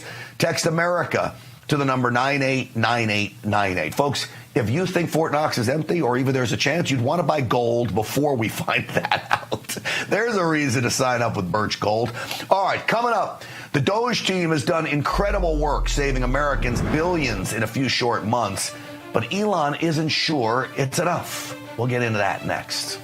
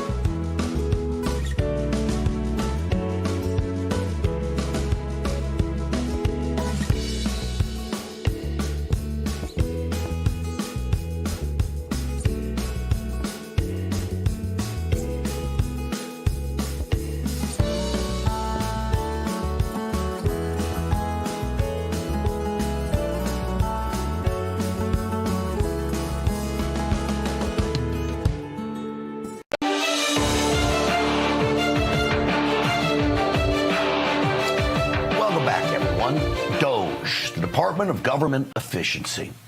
I don't know. I don't think it's getting the respect it deserves. Doge has uncovered an awful lot of waste, fraud, and abuse, and it doesn't seem like Congress is doing its job to codify the savings, whether it's in legislation or even the Congressional Budget Office.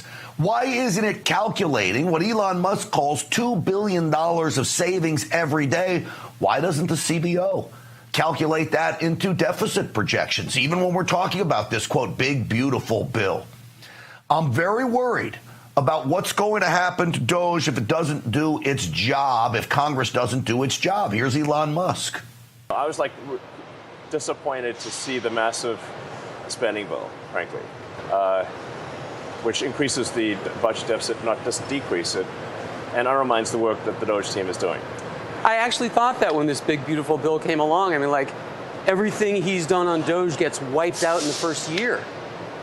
I think a bill can be big or it can be beautiful, but I don't know if it can be both. So here's the thing. I'm not sure how I feel about the big, beautiful bill. I've told you it doesn't go as far as I would like it to when it comes to savings. But beyond that bill, we still have not seen legislation when it comes to codifying the Doge cuts into law, give President Trump some protection there from the courts. That would be easy to do. Marjorie Taylor Greene tells us that those bills are coming. She knows that they could be as early as Monday. We shall see. Congress will tell us it's all so complicated. But if Doge finds $300 billion of waste in one agency, why can't the next year or the next over 10 years, wherever that $300 billion is, why isn't that just simply deducted from its budget? And yes, it should be that simple. Here's Elon again. The ability of Doge to operate is a function of whether the government, and this includes the Congress, is willing to take our advice. We're not the dictators of the government, we are the advisors. And so we can advise, and the progress we've made thus far, I think, is incredible. The Doge team has done incredible work. But the magnitude of the savings is proportionate to the support we get from Congress. Which right now, I'm going to tell you, I don't feel like the support from Congress is anything but talk. Because President Trump cannot do it all through executive orders, at least not make sure those savings stay in place. God forbid a Democrat takes over.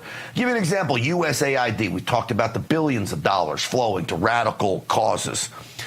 Congress needs to pass a bill that will back up the wiping out of USAID. Here's why. It's common sense. This was on with Jesse Waters. The most troubling thing was they received $55 million a year from Congress, and any money that went unspent, instead of returning that to Congress, they would sweep it into a private bank account, which had no congressional oversight, and that's what they would use to fund things like events at their headquarters and the private jets.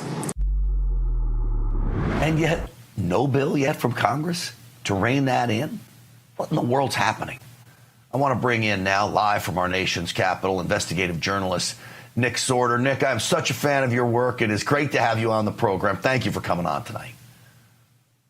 I appreciate it, Grant. Thank you very much for having me. Now, we are standing in front of the U.S. Capitol, and I can keep my voice down today because there's nobody here. It's empty. They're all on vacation again. I believe, I think out of the past, what are we in, close to the end of May, they may have worked like, 8-10 weeks out of this year so far. I don't know. The regular run-of-the-mill American people can't do that and get away with it and get paid $175,000 a year. But I digress. Anyway, Grant, they could be here right now codifying these Doge cuts. That's exactly. I mean, there's no reason. They don't have to be at home. They could be right here doing it. They haven't done it a single time. They haven't passed a single bill codifying Doge cuts at this point. And, after – go ahead. I've got to believe President Trump would love to have these Doge cuts codified into law. I know he's focused on the big, beautiful bill, but I got to believe he'd love this. So what is holding all of this up?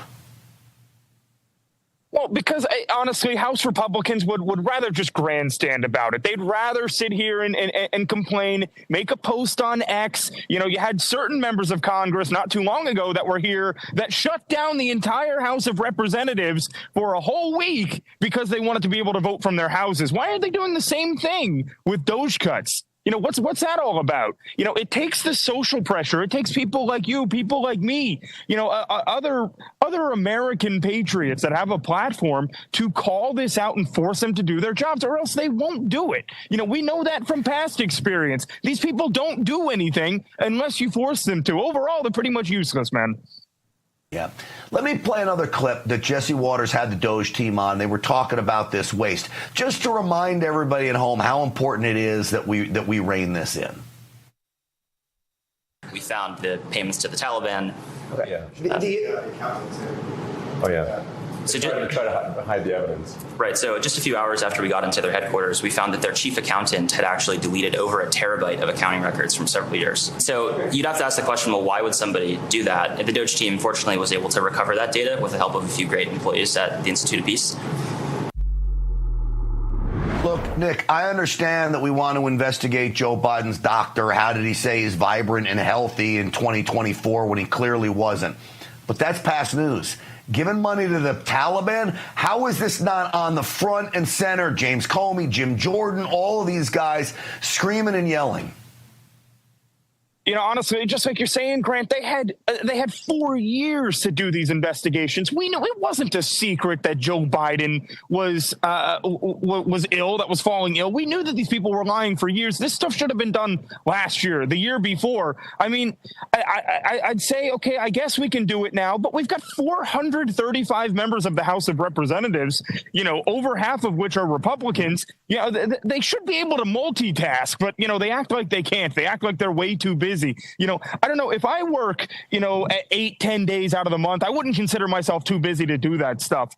And you know, I don't know. I don't think that there's going to be any sort of real change here until the 2026 primaries come up. And you see Elon Musk, I don't know if you saw his post here this past week. You know, he seems deflated. The guy gave up so much. I mean, hundreds of billions of dollars on the line, almost losing his companies, people trying to assassinate him. And he was doing all of this, and then House Republicans couldn't be bothered to get off their ass to do anything with that. Yeah, it really is sad. And look, the reality is President Trump is not going to be the president forever. He's got another 3 years. He's not on the ballot next time around. So these House Republicans are not going to be able to rely on President Trump as they have really for the last 10 years. So they better change. They better get to what the American people want, and that's some real savings. Nick, it's a pleasure having you on. Thank you, as always. Tell people where they can find you on social media, because your stuff is fabulous. I appreciate that, Greg. Yeah, you can find me on X at Nick Sortor, NickSortor. I just get banned on every other platform. So appreciate you having me, Grant. Keep up the good work. Absolutely. I'll give everybody a secret out there. I get so much content from Nick. I go through it during the day. I'll run stuff on my podcast. He's like on top of all of it. So it's great having him on the program. All right, folks. Coming back, another American coming back. Another American killed by an illegal alien. She was only 18 and an Air Force Academy cadet. We'll have the full story next.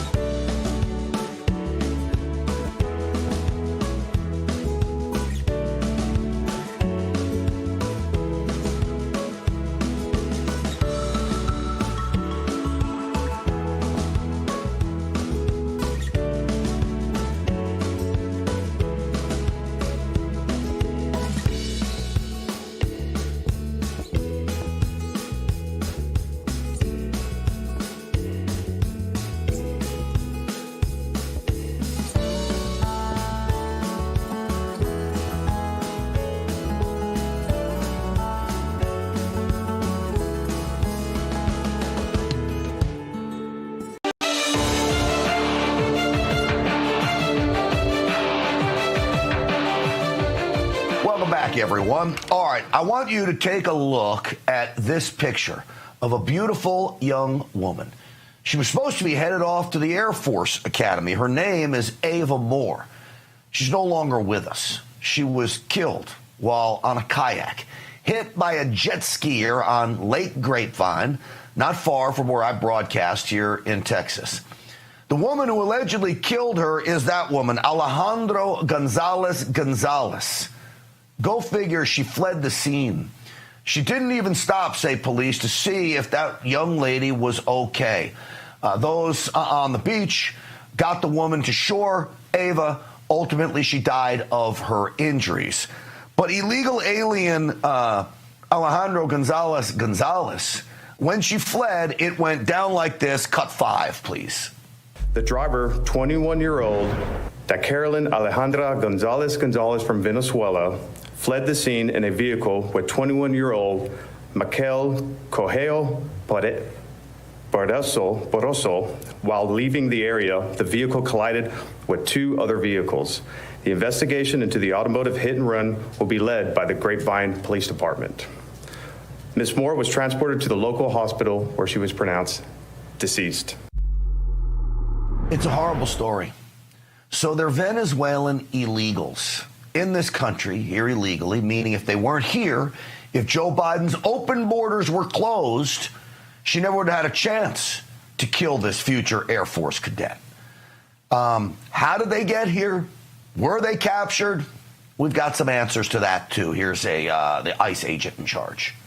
It's my understanding that both individuals crossed the southern border in 2023 or 2024. They were arrested at the time of entry, processed for a notice to appear, and then released on their own recognizance. What have we been telling you from the very start? Notice to appear. You think anybody appears? No. The only time they appear is when they kill somebody. That's what the allegations are of that woman, and there's her getaway driver, according to police. I want to bring in now RAV border correspondent Ben Berkwam.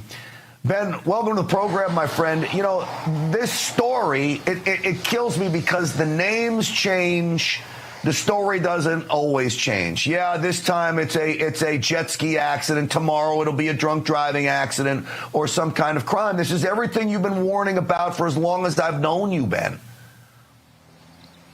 Yeah, and unfortunately, my concern is it's only going to get worse. This is the MO of illegals. They come across illegally. They don't have that expectation of assimilation, of the rule of law. I mean, you break the law to get into our country. It's no wonder that you continue to break the law once you're here, or in this case, when you kill somebody, you run away from it. And these are the stories I get from angel families over and over and over, a total disregard for other human life. And this is, you know, this is directly at the feet of the Democrats. This is directly at the feet of Joe Biden. If people aren't started to be held accountable as accomplices to these crimes, when they knowingly let them into our country illegally, aided and abetted, and you look at not just the getaway driver, the guy who drove her away, but the woman who helped her to that vehicle, helping assist her, go, get out of here, all in Spanish, of course. It is... The sad reality, Grant, is it's just the beginning. You know, this is why it's so incredibly important that we deport as fast as possible. You know, it's amazing because this happened where I live, basically, in the Dallas-Fort Worth market. I was watching local news. No mention of her being illegal until the very end of a story I saw on my old station, happened to be NBC5. The one reporter says, oh, and there will be an ICE detainer on her. Back to you guys in the studio. That's it. Most people at home don't even know what she's talking about, an ICE detainer. They want to cover this catastrophe up all the way at a local level, Ben.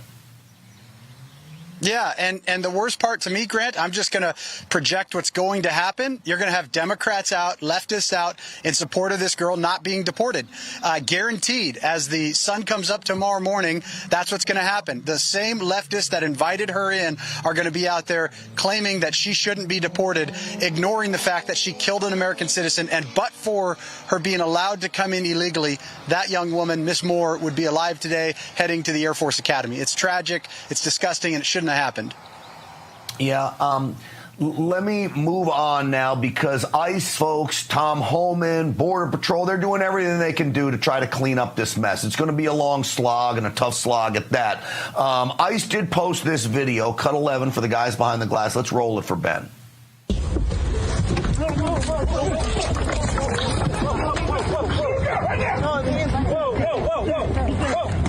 Down, take down.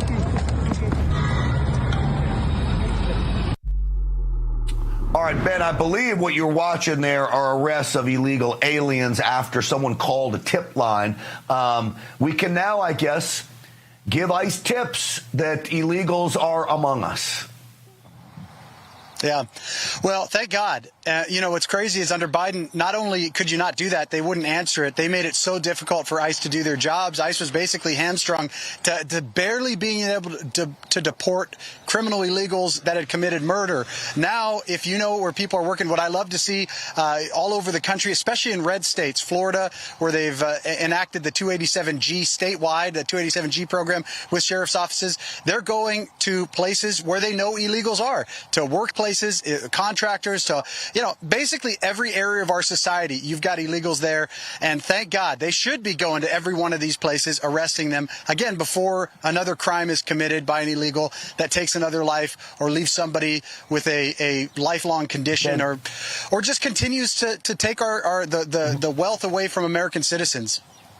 Real quick, I saw a commercial run in Los Angeles. Kristi Noem, our Secretary of Homeland Security, was offering up $1,000 to illegals to self-deport themselves using an app. Do you know anything real quick, if you can, about this program? Yeah, basically they took the CBP1 app and turned it into a deportation app, and they're trying to get illegals to use the same app to self-deport. As far as the numbers go, I don't know, but I do know that there are people self-deporting that realized when they got here it wasn't what they were promised by Catholic Charities and the leftists that invited them. So some of that's happening. It's just not the numbers we need. Yeah. Ben Berkholm, you're great coming on. I appreciate you, my friend. Thank you. Thank you, sir. Absolutely. And folks at home, say a prayer for the family of Ava Moore. She was going to serve this country. She didn't need to die for simply riding a kayak out in the middle of a lake on Memorial Day weekend. It's horrific, because the person accused of killing her should have never been in this country. Do not forget that. And if you're a Democrat, do not forget that. Joe Biden, specifically, we're talking to you. All right. Make yourself strong again. We will show you how, coming up next.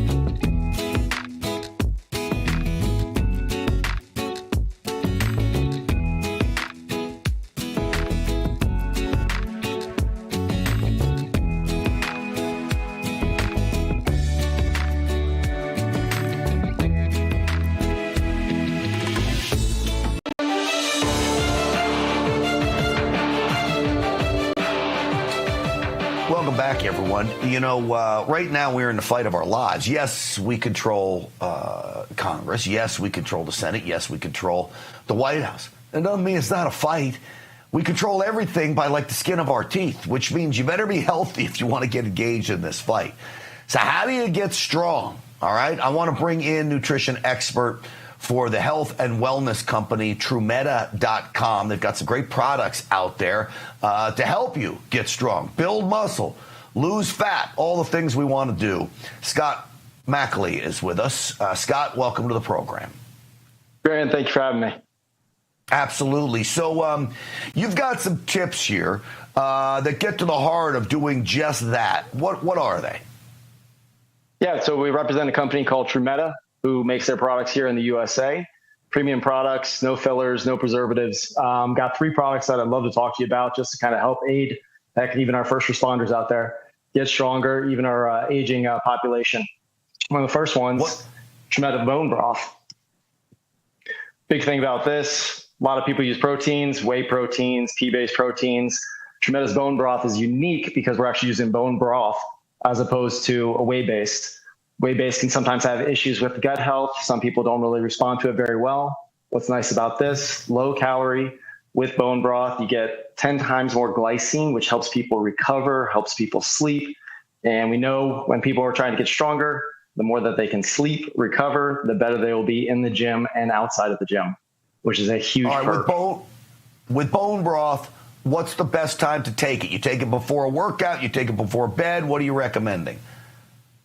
Yeah, absolutely. You can use it as a nutrition supplementation for food. So if you're doing it as a meal replacement, if you're working out, definitely recommend it within 90 minutes after your workout, just to help with your recovery. But really, as long as you're using it as a supplementation throughout the day, it's not going to hurt you, no matter whether it's in the morning or in the evening. What's kind of nice with the glycine in it that helps with sleep, if you do take it before bed, it is going to help you get a little bit more rested sleep. All right. What's the next product you got for us? So the next one would be for our endurance athletes. We have a Trumeta Recovery, which is nice about this. So we have like high rocks athletes, we have fun runners, folks that need to recover afterwards.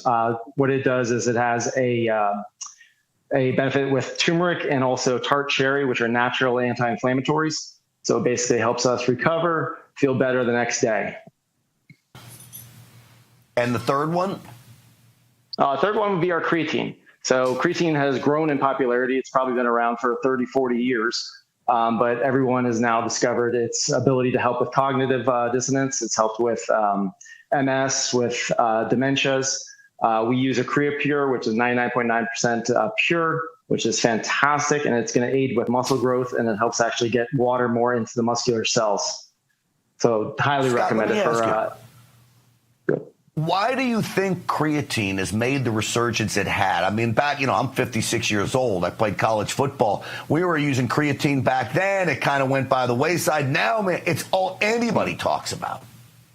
I think social media has probably been its biggest proponent. Now influencers are on there that are, scientifically backed. The research is out there for everyone to see. Originally, when it came out, myself in the 90s, it was almost thought to be a steroid, because it had the similar effects. You got stronger, you got toner, you got leaner, not to the effects of anabolic steroids, but you had those benefits. Now they're starting to see that's the most scientifically studied supplement that there is. There are these other benefits to it that far exceed just what's seen in the weight room. So I think those have been the biggest impacts. One last question for you when it comes to the bone broth, because I've got a bucket of it downstairs of your product that you guys sent me, and thank you for that. You're welcome. Taste. I haven't tried it yet. Taste. Bone broth doesn't sound great, but how's the taste? No, you think bone broth, you think of that liquid that you're taking when you're sick. This actually tastes like hot chocolate. I'm able to supplement with my kids in the morning to kind of fortify their breakfast, so it tastes like a hot chocolate. All right. Well, I'm glad I asked you about that. Scott, we appreciate your support of this program. I'm going to tell people how they can find you and Trumeta in order to order some of these products. All right. Right now, while supplies last, you can save 35% off your Trumeta order. This fucking thing. Every show. Go into speak. I need duct tape in there. Don't do a speakeasy. Damon, what do you want to do with the speakeasy? Nothing? Other than the guys dressed up never go in there. Oh, yes, and you have to be dressed up to be bored. Let me speak easy.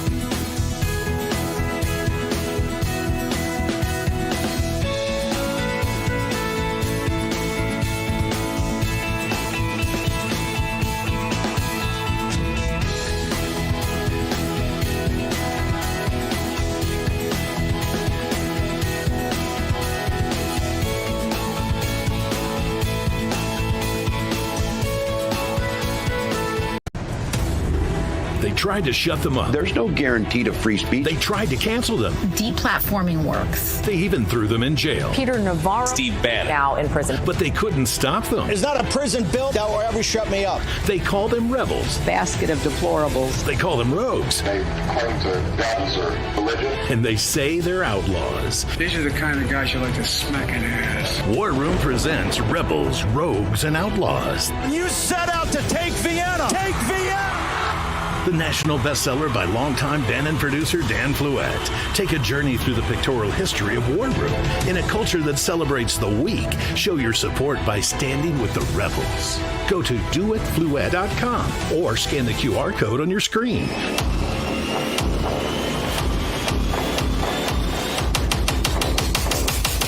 Use the code RAV20 for 20% off your order. Stand with the rebels and never back down.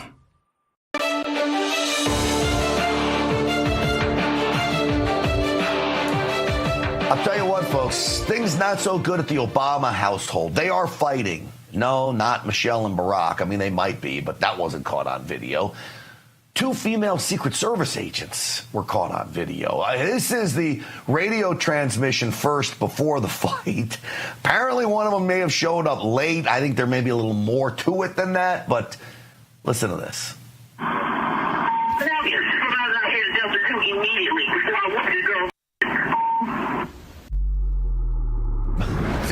Needs a supervisor immediately before she whoops her you know what. Okay. Did that actually happen? Let's check out the video. As you can see,